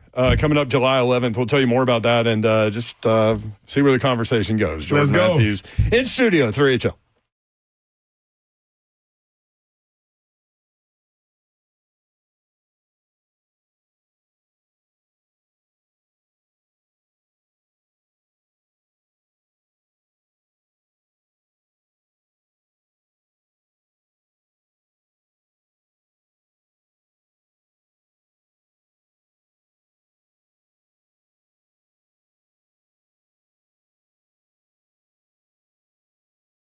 Hopefully it'll be better this year. Buck will be in a better mood. Hey, maybe you need better windows and doors in your house. Time to upgrade some things like that. Yeah, well, you need to call Pella Windows and Doors of Nashville. They're the absolute best, I know, because I personally used them in my rental property and in my house, can see such a difference, and they were awesome to work with. They can do the same for you, and you might be surprised to learn how affordable replacement windows are from Pella. Affordable and, of course, the best quality out there. Voted #1 by Nashville homeowners as the leading window brand in Nashville based on that city's survey of leading window brands among homeowners. On top of that, they've got the staff in place to take care of you, and they have the good deals in place to take care of you right now. I like to call it the Dawn deal. They let me do a deal every single month. And for the month of July, here we go. Just started. Ask them about 60% off qualifying installations plus 0% APR for 36 months. Help celebrate Pella's 100th year in business. You know they're doing things right if they're around for 100 years. Ask them about the Dawn deal and schedule your free consultation online at PellaNashville.com.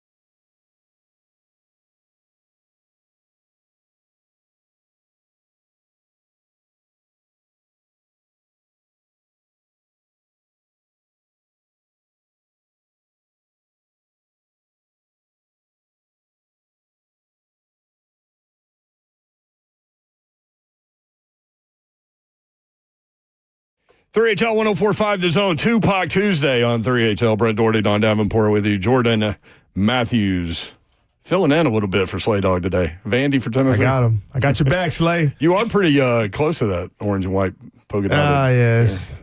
You know, I'm good on that. Dawn, seriously, she was like, you got to move that chair. I'm like, I'm going to get him right now. Don't make him sit in that chair. Celebrity softball game coming up. Let's do it. Look at you, man.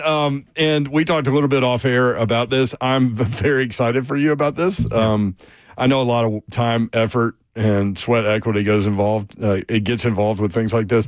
What you got going? July 11th over at Vandy? Yep, July 11th. Doors open at 5. We're going to have a home run derby at 6.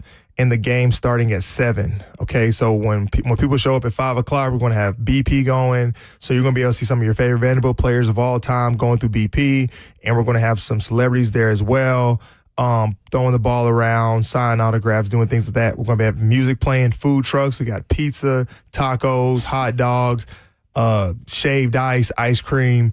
It's going to be a really lively event too. Some other activations that are going to be going on right outside of Hawkins Field. So we're at the Mecca. Like, I truly believe, like, until we get a MLB baseball team here, Vanderbilt, Hawkins Field for baseball, that is the height of baseball in this city. So the fact that Corbin was gracious enough to let us use that venue, we want to show up and show out for him. But it's going to be, all proceeds are going to be going to Eli's House. And Eli's House basically is an organization that they exist to help women and children thrive after trauma. So what they do is a 2-year residential program. And I love this because they're stationed out in Franklin, but where they have this home, it's so beautiful. So people that are so let's say these women are in very vulnerable situations. They've been victims of trauma, close to the poverty line, things like that. This organization will take women in, put them on a 2-year program. They're giving them, therapy. They're helping them with childcare for their kids, helping them get their education. They're doing trauma relief stuff for them, helping them when it comes to like job training, skill training. So after the 2-year program, they're able to be basically like reintroduced to the world as a healthier mom to be able to take care of their kids. Because the goal is that a lot of these kids who may be at risk of going into the foster care system will be able to stay with their mom or stay with their parents. Jenny, who is the CEO of Eli's House, she's adopted as well. So she has an adopted child, and like she's all about family. Matthew's mission, like our foundation, I'm big on keeping families together. And they believe the same thing that I believe. Like, there's all sorts of situations when it comes to family, but statistics show if we can help kids stay with their biological parents, their chances of having a healthy life go up exponentially. But we also want to definitely, take care of the kids who don't have that same upbringing. Eli's House is hitting that on all fronts. So my wife brought this foundation to me when we started talking about how do we want to help, who we want to, pour into. And she was like, Jordan, this foundation is they're doing such a tangible help and reaching out for a tangible need in the community. I think so many times when you're doing these charity things, people are always like, where's my money going? Like, who are we actually helping? You can look up Eli's House and you can see what they're doing. It's like, I don't see how somebody can't come out and want to support. So we're doing this July 11th. Doors open at 5, home run derby at 6, game at 7. And we can talk about some of the players and some of the people that are showing up. You going to get Clark Lee up to the plate? Clark Lee's coming. Clark Lee agrees. So Clark Lee's playing. So the Tide Killer, he's coming out. He was a multi-sport guy growing up. To be his name on the back of his jersey. Yeah, on the jumper. Not that he would be okay He would with hate that. No, yes. I'm not doing that. I'm in good graces with Clark. I know he's a humble guy. I know what not to do. He's moved on from that game. We haven't. It's okay, Clark. But my guy Clark Lee will be there. Diego Pavia. Mr. Vanderbilt himself. I can't even wait to see him in this atmosphere. Yes, this is like if you ever play backyard baseball, I imagine he's like Pablo Sanchez. Like, he's just going to be amazing. Like, as he is in everything, I know he's going to be the same way in softball. He's going to be good at it. Look, he just texted me, and he was like, first off, all the stuff about the game is like on our socials. He's been agreed to it for months. But he's like, hey, what time is the game? So I texted him. He's like, thank you. And I'm in the home run derby. I was like, yeah. I was like, let's go. That's Diego. So he's coming out. Let's go. Who else? Tony Kemp. Man. SEC, one of my favorite human beings ever. He's SEC Freshman of the Year, SEC Player of the Year, just retired. Oakland A's broadcasting team now. He'll probably be in like the College Baseball Hall of Fame. He'll be joining David Price probably at some point. But just the man. We're bringing Tony Kim back to Hawkins Field. So all you Vandy Boys fans, got a ringer. come out and support my guy. Like, come see Tony. I'm actually partnering with him on this, the Plus One Effect, his foundation, to throw this charity game. So Tony's coming. Oh, perfect. Shane Foster, basketball legend. John Jenkins, basketball legend. My guy Oren Burks. All right, Yes. Super Bowl champion. Just won Super Bowl with the Philadelphia Eagles. He's coming out. Trent Sherfield, 8-year vet playing with the Denver Broncos. He's got here. a squad. Got a squad, and probably my favorite Vanderbilt athlete right now, Michaela Blakes, baller, walking bucket. Michaela Bucket, she's coming. And so I'm excited to have her out there too. So it's going to be a fun deal. That's the Vanderbilt side, but we've also got, so the way we scripted is Vandy Legends. So those are the people who've made their contribution to Vanderbilt on the field and court. But we also we're playing against the Nashville Stars, and they're going to be sponsored by the Nashville Stars. Look at that. Baseball organization. There's some symmetry involved It's there. crazy how that trying worked to out bring too. a Major League Baseball team to here to Nashville. Nashville Exactly. for people that don't know. It's Yeah. going to happen. Exactly. Yes. Well, and now you can see them for the first time. They're going to actually field a team together. It's not all pro baseball players, but they've got some pro football players. I got Tyler Dawson, T-Dot, who's a linebacker for the Dolphins. He's playing. Rob Tanya's going to from be there. here. Yep. My guy Gunnar Helm, Titans, draft pick, tight end from Texas. You know, people are high on him. They He's a love him baller. over there. He's High a on baller. him. I trained with him before the draft. Yeah, so he trained with me over at Lipscomb Academy. I do a lot of training over there with our trainer, Jeremy Holt. And Gunnar was in a group with like 4 other tight ends. And I was telling all the guys I know in the league, like, hey, this guy's crispy. He can run routes. He catches the ball seamlessly. Very fluid. I played with Zach Ertz for a long time. And so, like, I can tell when a bigger guy is able to move his body, run solid routes, get in out of breaks. Gunner's smooth. And I think the cool thing about him was he always showed up in big games at Texas. That you can't fabricate. He showed up at big times when they need him. So he's going to be there. So excited about him coming out for that game. Sean Johnson, Olympic gold medalist. Yeah. The GOAT. She's the GOAT, the gymnast. So she's going to be there. Hold on, her husband is a former Vandy guy, so Yes. he's going to be on your team. Andrew East is with us. Yeah, we're splitting up homes. House divided. I'm sorry. Yeah, Look at Vandy that. legend. Okay. Yeah. But he's got like 1 million followers now on like Instagram, so he's kind of like a Nashville star too. But I'm like, no, you were with us first. He's we were Vanderbilt. here before the followers, so you're with us. So he's a Vandy legend for sure. So I mean, Friday, I think July his 11th. wife might be more athletic than him, right? Dude, you know what's funny? We were talking about some in between inning activations, and we haven't asked Sean this, but we were pitching it. We were like, what if we had like if somebody can beat Sean Johnson in a handstand, like they win Oh my a prize? gosh. Like That'd be amazing. we're trying to compete with the bananas on some of these activations. Like we need Yeah, that's a something good goal. fun. Yes. When people come out, like if you're going to come out and support us, we're going to make sure we give you guys a show and give you guys a good time. So yeah, July 11th, man, please come out. Please, it's Although, going to be a great show. didn't she just recently have another baby? I don't know. Somewhat recently, I think so. Probably. I mean, you can't say enough good things about Sean. I mean, obviously, I know people always go back to like, oh, the Olympic gold medals, but she's so much more now. Like, she's been able to create a brand long past playing as a mom, as a wife, as an influencer. So I'm just glad to have her and Andrew out. They're great people. So it's going to be fun. She's been How do you here a get long time now. tickets? How do you get tickets? So you can go ahead and buy on the pre-sale. We got VIP tickets, general admission, and kids tickets at MatthewsMission.com. MATTHEWS mission.com. The Vandy boys, so Vanderbilt baseball just posted us. They just tweet us out, put us out on Instagram. So you can go to the Vandy boys account. You can go to my Instagram, JMAT3X. Yep, and you can buy tickets there. But obviously, you can show up on July 11th.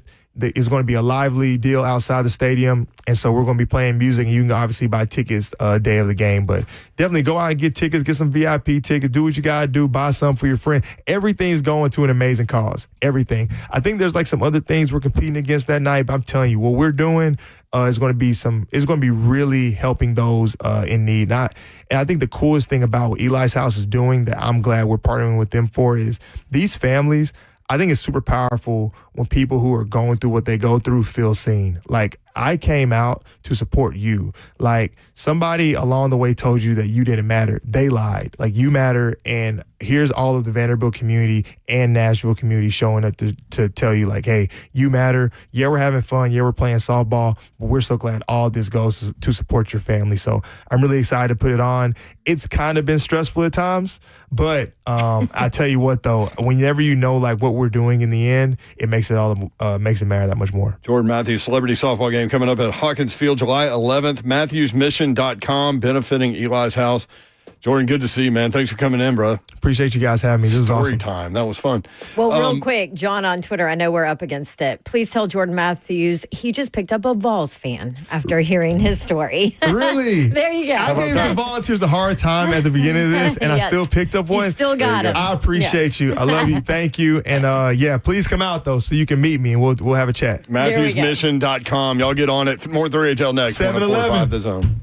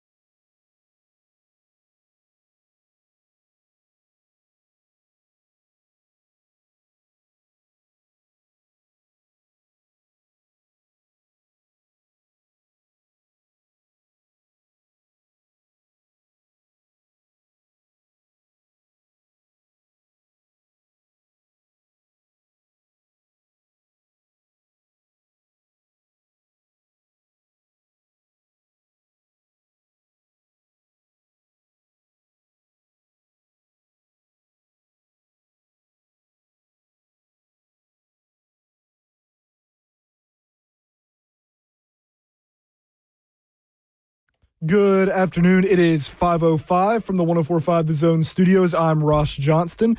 In the NFL today, the Miami Dolphins made another big move by acquiring tight end Darren Waller via trade from the New York Giants.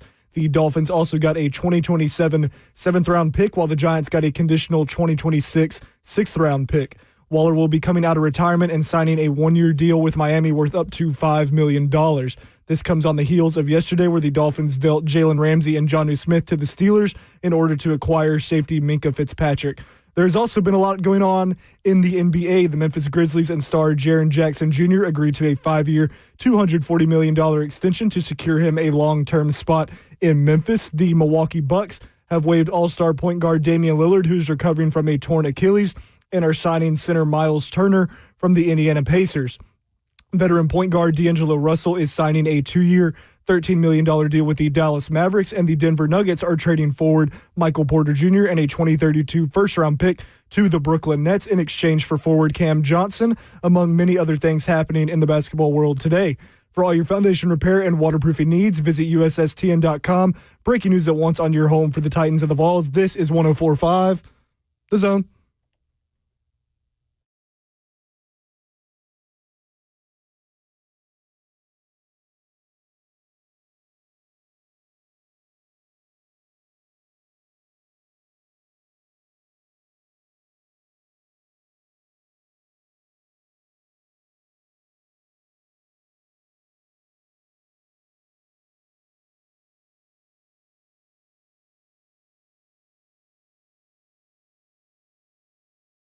HL 104.5 The Zone. Britt Doherty with you on a beautiful day in Music City. Really appreciate Jordan Matthews for coming in studio. Incredible storyteller. Don Davenport is here. What up? Let's go. I mean, his Robbie Caldwell stuff, his James Franklin stuff. We didn't even get into the NFL with him. I know. He transitioned from wide receiver to tight end. We didn't even have time to do that. I mean, we literally could have done a 4-hour show with him. He's fascinating.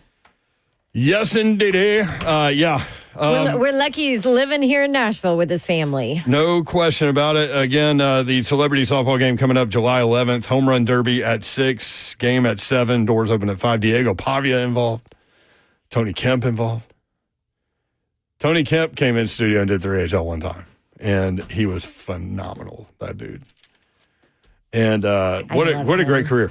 And John Jenkins. Like these are like the old school Vandy boys that I remember covering. And John's from here.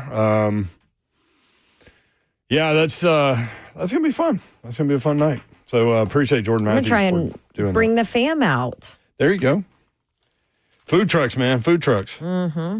So happy Bobby Bonilla Day. Bonilla played 16 Major League Baseball seasons. His last season was in 2001, and he signed a deferred contract for his last deal that pays him every July 1st $1.193 million. So $1.2 million Bobby Bonilla makes every July 1st until 2035. 2035. Until 2035. You know how old he'll be when that contract stops paying him $1.2 million every July 1st? He'll be 72 years old. So I looked it up just to kind of tell the story for those that don't know. 72? He'll be 72 when that thing ends. Bonilla celebrated, this is from Yahoo Sports, every July 1st because that's the day the Mets have to pay him $1.2 million. Bonilla hasn't played in the major since 2001, but he receives yearly checks from the Mets after agreeing to a deferred deal with the team in 2000. As a result, Bonilla will be paid $1.2 million by the Mets every year until 2035 when he will be 72 years old. Bonilla initially signed a 5-year, $29 million contract with the Mets ahead of the 92 Major League Baseball season, but that's not the contract that led to Bobby Bonilla Day. After spending 3.5 seasons with the Mets, Bonilla was traded away. After spending time with the Baltimore Orioles, Bonilla signed a 4-year, $23.3 million contract with the Miami Marlins in 97. That's the deal that eventually resulted in the Bobby Bonilla Day.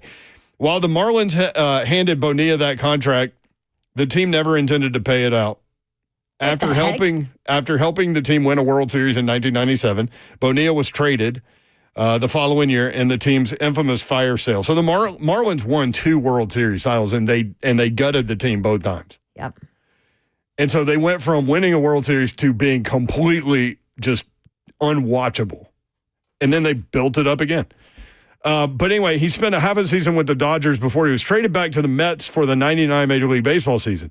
Bonilla struggled that season, hitting just 160 over 141 plate appearances. At the end of the year, the Mets told Bonilla he was going to be released. But Bonilla still had $5.9 million remaining on his contract. Just $5.9 million, right? Mets didn't pay it and let him walk. They came up with this ridiculous plan. So instead of paying out the $5.9 million to Bonilla, immediately the team wanted to defer payments on the deal, believing it could make more profit through investments with Bernie Madoff. As a result, the Mets agreed to pay Bonilla $1.193 million every year, with those payments starting in 2011 and going until 2035. The Madoff investment turned out to be a Ponzi scheme, one that turned out to be highly embarrassing for former Mets owner Jeff Wilpon. As a result, the initial $5.9 million Bonilla was owed had swelled to $29.8 million. Not a bad deal for a player who hasn't taken a major league at bat since 2001. Unreal. Under Wilpon's ownership, the Mets didn't exactly broadcast the fact that they needed to pay a former player nearly $1.2 million every season due to a bad investment by the team's owner. That changed after Steve Cohen purchased the team in 2020. The Mets don't hold a ceremony in celebration or honor of Bonilla, but Cohen has acknowledged the unofficial baseball holiday on social media, calling it his favorite day of the year. Here's a tweet from Steve Cohen, the owner of the Mets. I hope everybody is enjoying my favorite day of the year, Bobby Bonilla Day. I mean, it's basically why he owns a team, is because of that Bernie Madoff stuff. That is amazing. I'm not getting into the Bernie Madoff stuff. Y'all can look that up if you want to, but that's where we are. That's the story behind Bobby Bonilla. Okay, I always knew of Bobby Bonilla Day, right? Yeah. Like, we see it every year. We all laugh about it. We're like, this is crazy. I did not know the depth of it. Yeah, so what was it? $5.9 million. Yeah. They could have just paid him out And been done. and been done with it. But no, from 20 to 11, it didn't even start till 2011. So they waited 10 years. And think about Bobby Bonilla. He could have taken $6 million and said, okay, I can invest this on my own, blah, blah, Right. blah. Like, who's to say you even live 10 years? Like, that's how I think about things. Okay. So probably wouldn't have thought So that. the $1.2 million didn't start for 10 years. So there was kind of, if you think about it, kind of a risk there for Bonilla, but he did the right thing, obviously. So until 2035, when he's 72 years old, he'll get 1.2 every year. So that's the story behind the Bobby Bonilla Day. There's that.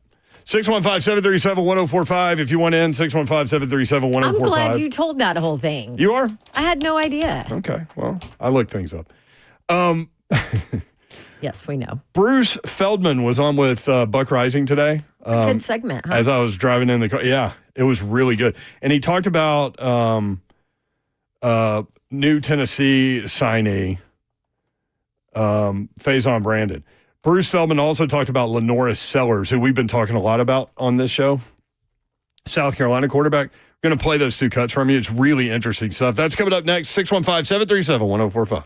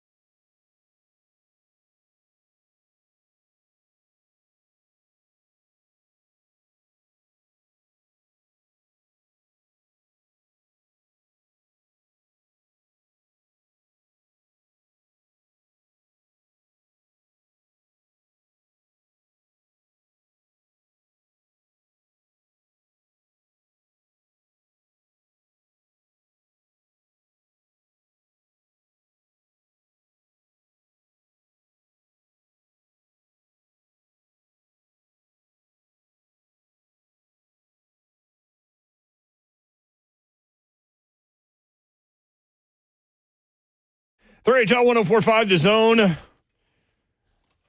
Brent Doherty, Don Davenport with you. I still want more details about this low-speed chase that happened and why it took 4 hours to get this chick today. I want to know if she's related to Chunky Junkie. Or if she is Chunky Junkie. I mean, we can talk about it, or if one of y'all knows, you can call in and let us know. But evidently, cops pulled up next to a car, one on either side of the car. Lady was sleeping in the car. She wakes up. She sees the cops. She floors it, hits both cars, and then the chase ensues. This is like 3 a.m. And so they end up putting down the spikes, the spike strips, and they get it, and it pops all of her tires, I think. And so then she's rolling around on rims going less than 10 miles an hour, and the cops are staying back, and this went on for a long time. And so eventually she was arrested, but it was like 7:45. I know Peyton Kennedy was out there rolling around with her too. They were Will following Bowling's lady. Fiance. Oh, fiance. You can say fiance. They're I didn't know what was public and wasn't. What was it? Well, it's public. She has a ring on her finger. I don't look at her finger. Ross. I haven't met her, but yeah. I mean, that does make sense. It's on social media. It's that does public. make sense. Look, I haven't been around Peyton very much, and the last time I was around her, she came to a remote hoping that you were there and very disappointed that you were not. So this is my interaction with her. I said, she's in Vegas, and then I showed her the video of you walking in that white dress, dancing. Oh, yeah. I should put that video out. And you were yelling stuff, and hey, we had just gotten out of the show. We were heading to the casino. Well, what's funny about it, you sent it to me at 2:30. I was walking in the parking lot, and I was like, I called y'all. And I was like, is this now? And you were like, no, this was last night. I'm like, okay, that's good. I was too in it and the casino to send it to you when it actually happened. Yes. Actually, and I didn't know anybody took video. So Peyton Kennedy is Will Bowling's fiance, and she works for News 2 as a reporter and does an incredible job. And she's a great reporter. But anyway, she was posting on Twitter about it. And so everybody was chasing this lady. Everybody's talking about it. Our entire chat has talked about it. Yeah, so I don't know the details beyond what People I just told y'all. Is this Chunky Junkie? I'm willing to bet it is. Outside of you saying she's probably still in jail. I think she's still in jail, but then you never know. I mean, maybe they like to let people out of jail. They do like to let people out. Now, I mean, yeah, that's a good point. Oh gosh. So yeah, that story's out there if you want in on that. Also, Bruce Feldman, who's great, man. I mean, you want to talk about great reporters.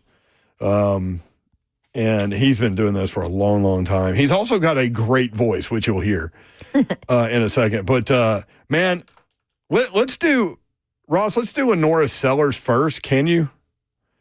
Because I want to talk about Faison Brandon. And Lenora Sellers at South Carolina, we love him. We love the jump and play that he had during the course of one season, which is incredible. To watch him at the beginning of the year and then watch him at against Clemson at the end of the season where dudes can't tackle him at all. This guy, you want to talk about, he didn't have very many. South Carolina didn't offer him until late. Yeah. We were talking about that with Jordan Matthews. Now, it wasn't that situation. Jordan Matthews' situation is incredible. No offers until Christmas Eve. Can you imagine getting that phone call? After your high school season is done, he thought he had played his last game. He had no offers. Robbie Caldwell calls him on Christmas Eve and said, would you accept a scholarship offer? Somebody decommitted. He's like, what? Would you accept this? Yeah. Yeah. Yeah. I don't know. I got a guy on the other line about some white walls. You sound just like him. Lou. I don't know. Lou. Yeah. Major League reference there. Mm-hmm. But that's woo. But Lenora Sellers, when you talk about great quarterbacks, right? They're talking about him going top 5 now. This guy was a 3-star kid coming out of school. South Carolina was late to the party. And Bruce Feldman did a story on him that I cannot wait to read after listening to this.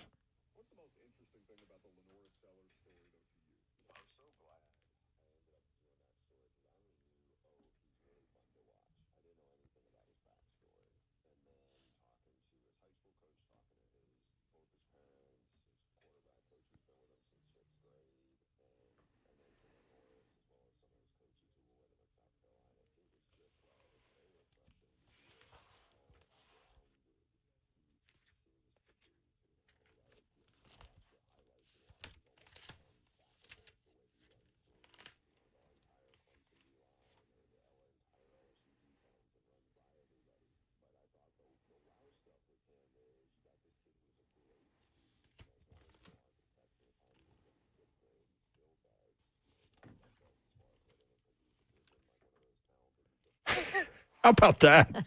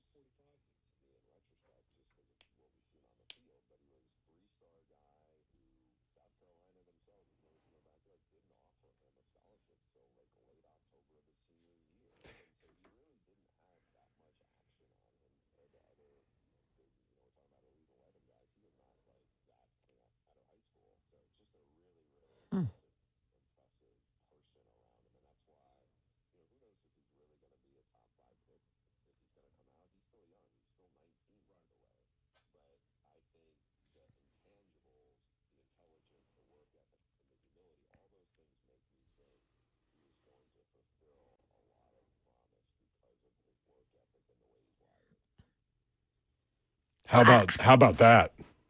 I mean, I already was a fan. Right. I cannot wait to read that. Well, story. because I thought He wants to be an architect. wow.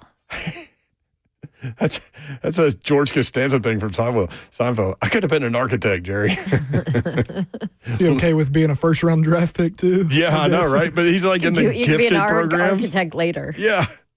Holy cow, this guy. October. Wow, October. That's the thing that gets me. And he's in their backyard. So, like, they found him, but still didn't know for sure if they wanted to offer him. October. That's crazy. Isn't it? Which means it was like, okay, well, we had some guys leave or some things didn't pan out. I guess we can offer him.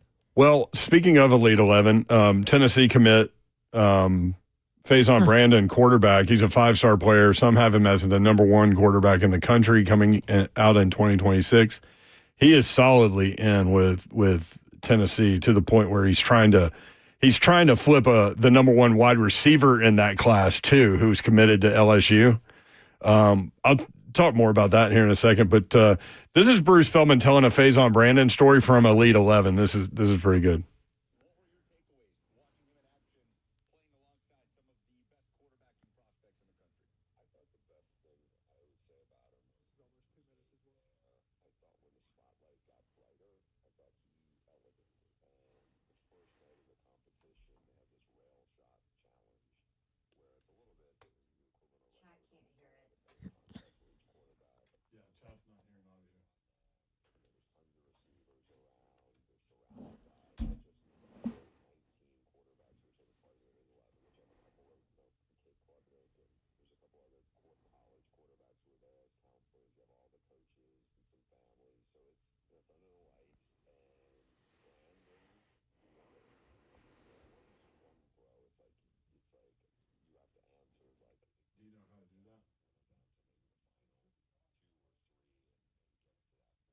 To keep making the throws, and if you don't make one great throw, you're out. And so I think the fact that he elevated like that was impressive. I thought, I watched him in one of the accuracy challenges. I thought he was really sharp in that. And the other thing that, one of the coaches who runs the camp, George Whitfield, had pointed out to me was like, he just turned 17. He was like the second youngest quarterback there. And physically, when you see him, like, he's got this, strong lower body. And I think you could see why he's a 5-star. Big arm, it just, and Whitfield made this point. I, referenced it in the Elite 11 story I did. He was like, you can tell he's worked on his feet because he hits his drops. There's no bad steps. And I think they've seen improvement in him from the times that the coach at Elite 11 had seen him earlier in the process. So he was one of a couple of quarterbacks who were highly touted when they came in, and they were as advertised. I like how Feldman describes him. Like he's not trying to pump him up to like, oh, he's going to be this. He just said you can see why he's a 5-star quarterback. Right. So I appreciated that part of it. But just an interesting story in that he's, one of the 2 youngest quarterbacks at this thing. He'll be in Knoxville next year. He's trying to. So the number 1 receiver in the country is a guy named Tristan Keys, and he's committed to LSU. And Texas A&M and Tennessee are still trying with him. I forget who else. But anyway, they've taken multiple visits at the same time to Tennessee together. So Faison has been working on Tristan Keys, trying to get him to flip his commitment. And so TriStar Network put out a tweet, and it's a picture of Tristan Keys in a Tennessee uniform with Heupel. They do it with all the kids that come in or whatever. Right. And so it's a picture of that, and they write, 5-star wide receiver Tristan Keys on where Tennessee is with his recruitment. Quote, I'm in love with the coaches, recruits, players, all that. I like the environment, fan base, all that type of stuff. They just make me feel comfortable, end quote. Faison Brandon retweeted that and wrote, you know where your home is, bro, exclamation points. Oh, wait, threw the bro in at the end? Hashtag GBO with an orange emoji. Wow. So we'll see. They said David Sanders, a 5-star tackle who went up early this year, was working on him too when he came on the visit. You know where your home is, bro. Don't you want to go to your home? Happy Gilmore 2 coming out. Really? Yep. Devil Wears Prada 2 coming out. I saw I know you're excited about that. I saw that on Good Morning America. And for those that don't know, I'm a rom-com fan, and Dawn calls me the girl of the show, and all those things. I yes, wear that accurate. label with pride. Not that kind of pride. Not that there's anything wrong with it, but I do love Devil Wears Prada. And so Devil Wears Prada 2 is coming out, and they did something on Good Morning America this morning, and I took a picture of it, sent it to Dawn and Slay. And I was like, the entire cast is coming back. Yeah. The entire cast is coming back. I could almost feel your excitement through the text. I just looked at it and shook my head. I know. And now we got the new Jurassic Park. We got the new Mission Impossible.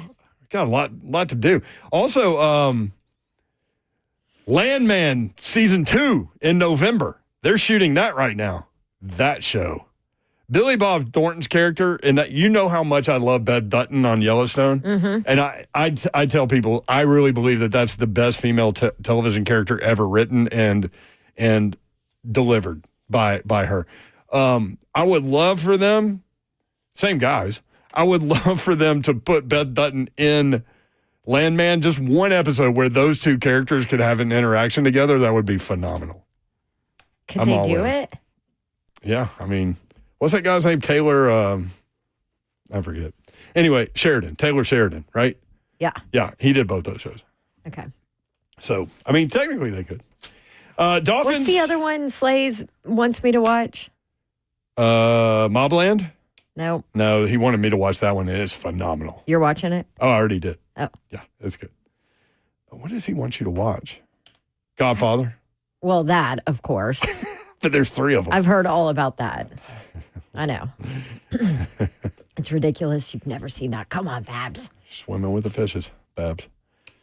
I don't know what shows are out there. What are people watching?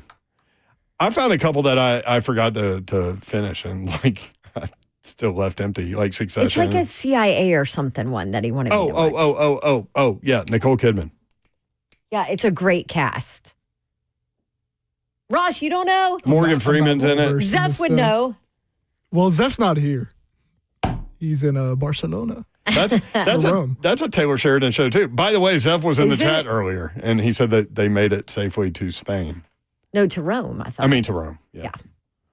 Wherever he is, I don't know. He's in Italy now. He's safely there. Okay, good. 615-737-1045. So Darren Waller comes out of retirement. So the Dolphins happen to need a tight end because they traded Jonnu Smith to the Pittsburgh Steelers. So Darren Waller comes out of retirement, and I remember the story. You remember the story where he said like the Raiders ended up playing him or the Giants ended up playing him at fullback? Yeah. And he was like, he ran like 7 plays and said, I did not sign up for this. I do not want to do this. I'm done. He's like, I don't want to take those kind of hits. Yep. That's not why I played football, all of the things, and I'm out. Don't you wish you were kind of fly on the wall to see what those conversations were like before he made that decision? Was the team or the coaching staff like, okay, well... trying to drive him out, maybe? I don't know. Because if a guy says, listen, if you're going to put me at fullback, I'm out, wouldn't you be like, okay, well, we'd rather still have you as a tight end? Apparently not. Sometimes egos get in the way, though. Yeah, he played for the Ravens from 2015 to 18. Darren Waller. Lioness. That's it. Lioness. Thank you, guys. Yes, that's it. Sorry, go ahead. That was really good, too. That's a Taylor Sheridan show, too. Is it? God. That dude, man. It's like Slay says he doesn't miss. Like he shoots, he does not miss. Taylor Sheridan. Yeah. He played for the Raiders from 18 to 22, the Giants in 2023. His last year in 2023, he had 52 receptions, 582 yards and a touchdown. He'll be 33 in September. This is what Darren Waller had to say on why he retired after the 2023 season. I don't know if I've shared this with anybody, but I knew I was retiring when we played in Buffalo. The Giants we were playing there. It was a game where it was really controversial because one of the guys held me at the end. They didn't call it. It was in the first quarter of the game. We were running like this counter lead running play, and I'm kind of like leading through the hole like I'm a fullback, and the play is working. But I sit down on the sideline after like a drive where we ran like 3 times, and I'm like, what the f*** am I doing with my life? I'm out here playing fullback. I don't even want to do this anymore. And I'm just like looking at the moon. It's like early first quarter, second quarter. Nobody else would really even know that I'm thinking this, but I'm on the sideline like, yep, I'm going to finish this year with the best of my ability, but I'm definitely done playing after this year. Wow. I'm sitting there looking at the moon. What the F am I doing with my life? I'm playing fullback. He's on the sideline during a game thinking about this. That's when you know it's time to hang him up. Oh, you know it. Mm-hmm. And you know this. I'm shocked that Dable was using him like that, too, knowing how good of a receiving tight end he is and how good of an offensive coach Dable is. Now, I know this was a while ago, but in 2020, 107 receptions, 1,196 yards, 9 touchdowns. I mean, he could get it.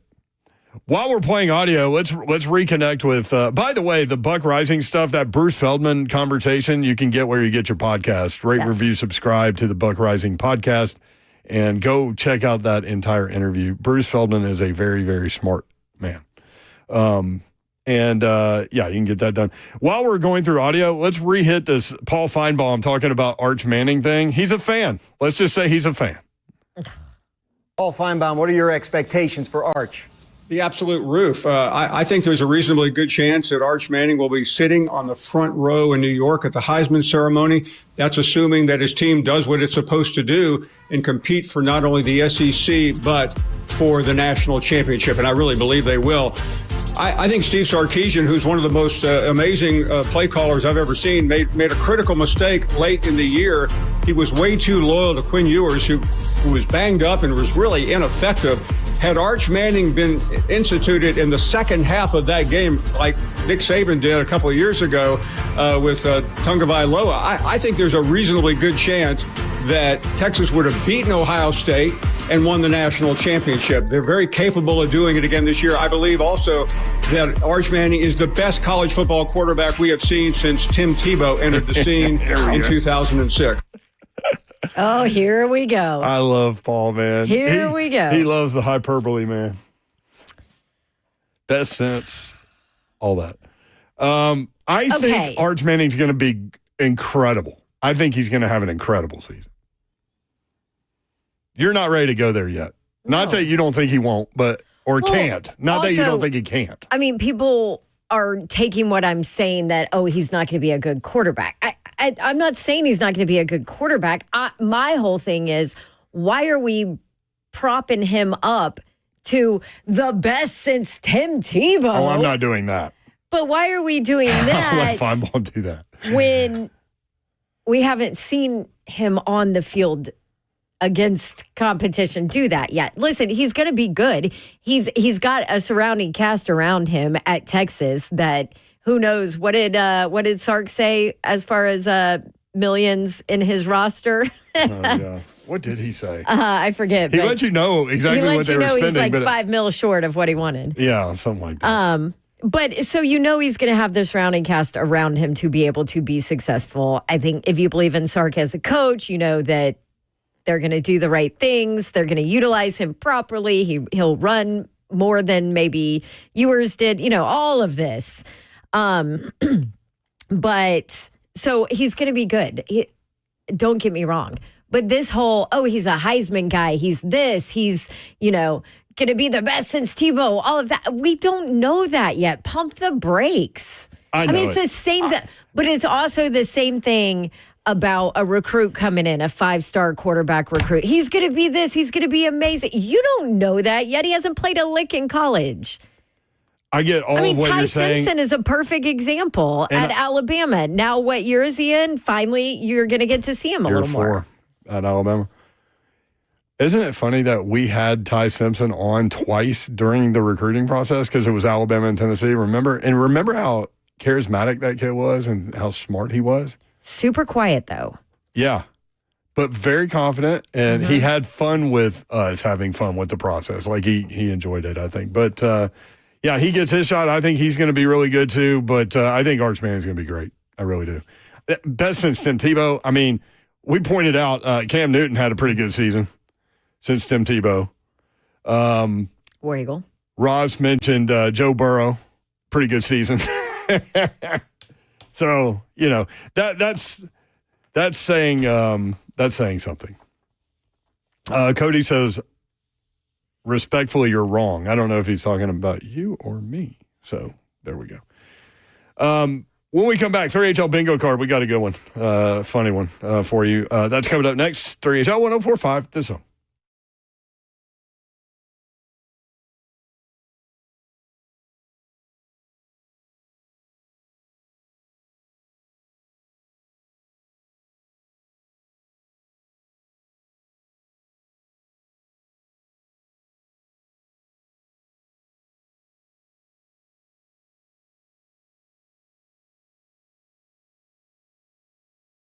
I want to tell you about United Structural Systems. United Structural Systems is a foundation repair and waterproofing company that has served the Middle Tennessee area since 1994. If you're having foundation repair issues, waterproofing issues, these are your guys. Absolutely. USSTN.com is the website. That's USSTN.com. When it comes to large home repairs, a lot of times homeowners pretend you don't see the warning signs. You're afraid of what you might hear. This is especially true with waterproofing and foundation repair. Could be something big that needs to be fixed. It could be a small problem now that will become bigger, or it could be nothing. Bottom line is you don't know what you don't know, and you certainly don't want to be sold something that you don't need. You need peace of mind. United Structural Systems is the company that will offer you that. Over 30,000 100% satisfied residential customers. These are your guys with waterproofing issues, foundation repair issues, USSTN.com. Homeowners trust USS, keeping homes dry and stable. They guarantee their best. Call USS, 615-488-7855. That's 615-488-7855. USS, serving Middle Tennessee, Southern Kentucky, and Western Kentucky. Online at USSTN.com. You know, we love our local sports here in Middle Tennessee, and the local team, your local team, the Legacy Group at UBS Financial Services in Franklin, always been a wonderful supporter of local sports, women and girls in sports. And they want to give a little shout out to some local sports events and things going on around our city. If you have not already bought tickets, by the way, now is the time to get your tickets for the Broadway Block Party. It's the first time it's being held here in Nashville. It's some of the best girls volleyball teams in the country. 5-time national champion Nebraska against Kentucky. Tennessee plays Purdue, and Vanderbilt, who has a volleyball team for the first time in a really long time, will be playing Illinois. So all at Bridgestone Arena on August 31st, and you can go ahead and get your tickets now. This info all brought to you by the Legacy Group at UBS Financial Services in Franklin, Tennessee. If you have $1 million or more to invest and you want to do it with a local team, call financial advisors Brent Thompson, David Reynolds, Jim Candela, or Robert Reynolds at 615-721-4921. See if they can help you achieve your financial goals. For their client relationship summary disclosures, visit ubs.com/relationship summary. UBS Financial Services Incorporated, member FINRA/SIPC.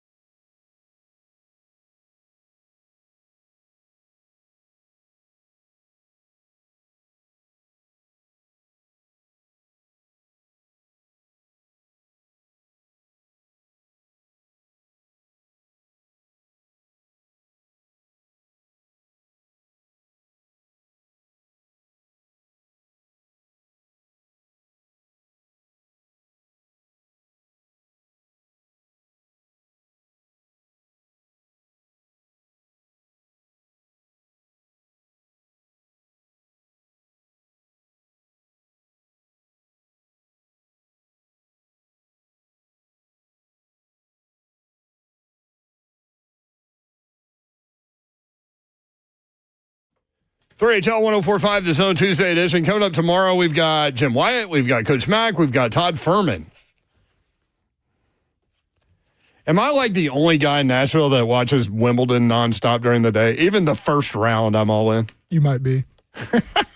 I will say we watched it this morning for a little bit. You did? Mm-hmm. Watch this. Who'd you watch? Oh, you know? I have no idea. Well, and then Baby Babs goes, "Is this volleyball?" And I was like, "What?"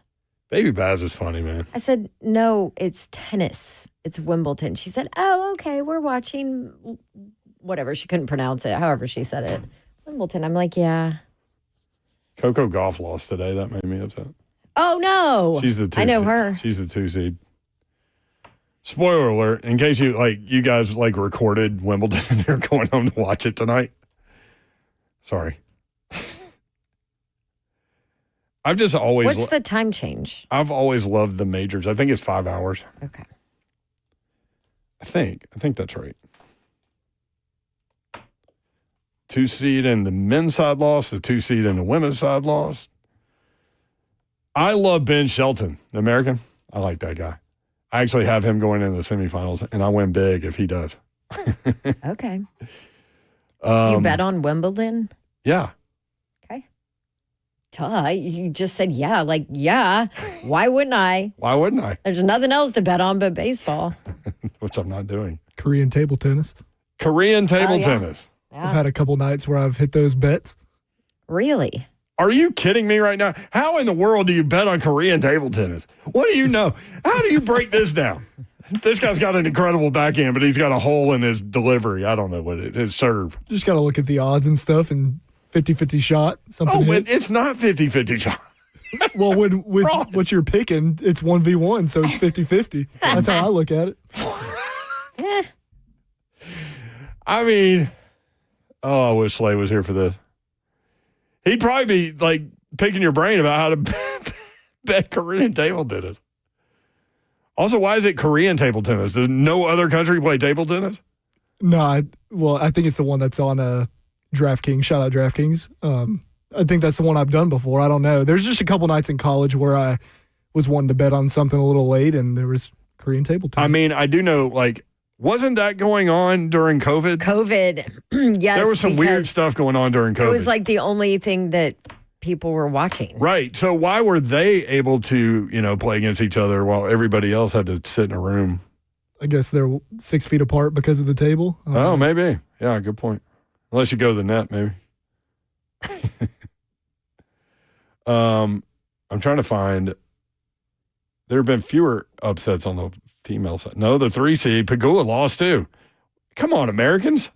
Let's go, USA. What are we doing? Also, how did I not know that? The 2 seed, Coco Gauff, is done, straight sets. Jessica Pagula, the 3 seed, is done, straight sets. The 5 seed is done. Wow.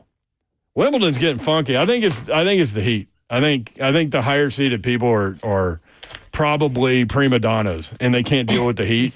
They need situations to be completely correct or, their robotic functions don't work. Is it going to be hotter tomorrow? No, the heat's supposed to break. Okay. Heat's supposed to break. So it was 90 yesterday. I saw them say it was 93 today, but then I heard John McEnroe say it was 91. So I don't know. But either way, it was hotter than it was yesterday. But yeah, I might be the only one. Let's see. Taylor says Americans can't take the heat in London Brent. Okay. Huh. Okay. Where do they train? I mean, it's hot a lot of places in the States. Where's the training center for tennis? A lot of the golfers live in Florida. They're right? in Florida, yeah. Okay. Yeah. They're in Florida. 3HL bingo card. I wrote one thing down, and it was something Jordan Rogers said. He goes, "My cousin," and then Jordan Matthews. Yeah, Jordan Rogers. Jordan Matthews. He said, "My cousin." Then he stopped and said, "We from the country, so everybody's your cousin." But he said his blood cousin Jerry Rice. He doesn't know how far down the list he is, but They're his related. blood cousin, Jerry Rice. Yeah, but we from the country, everybody's your cousin. I like that one. He's so funny. So appreciate you guys listening and hanging out with us. We do thank you for including us in your day and in your lives. We do not take that for granted, nor do we take that lightly. Have a great night, y'all. Good night. God bless. See ya. Shout out to Slay's knee. Let's go. Wouldn't want to be ya.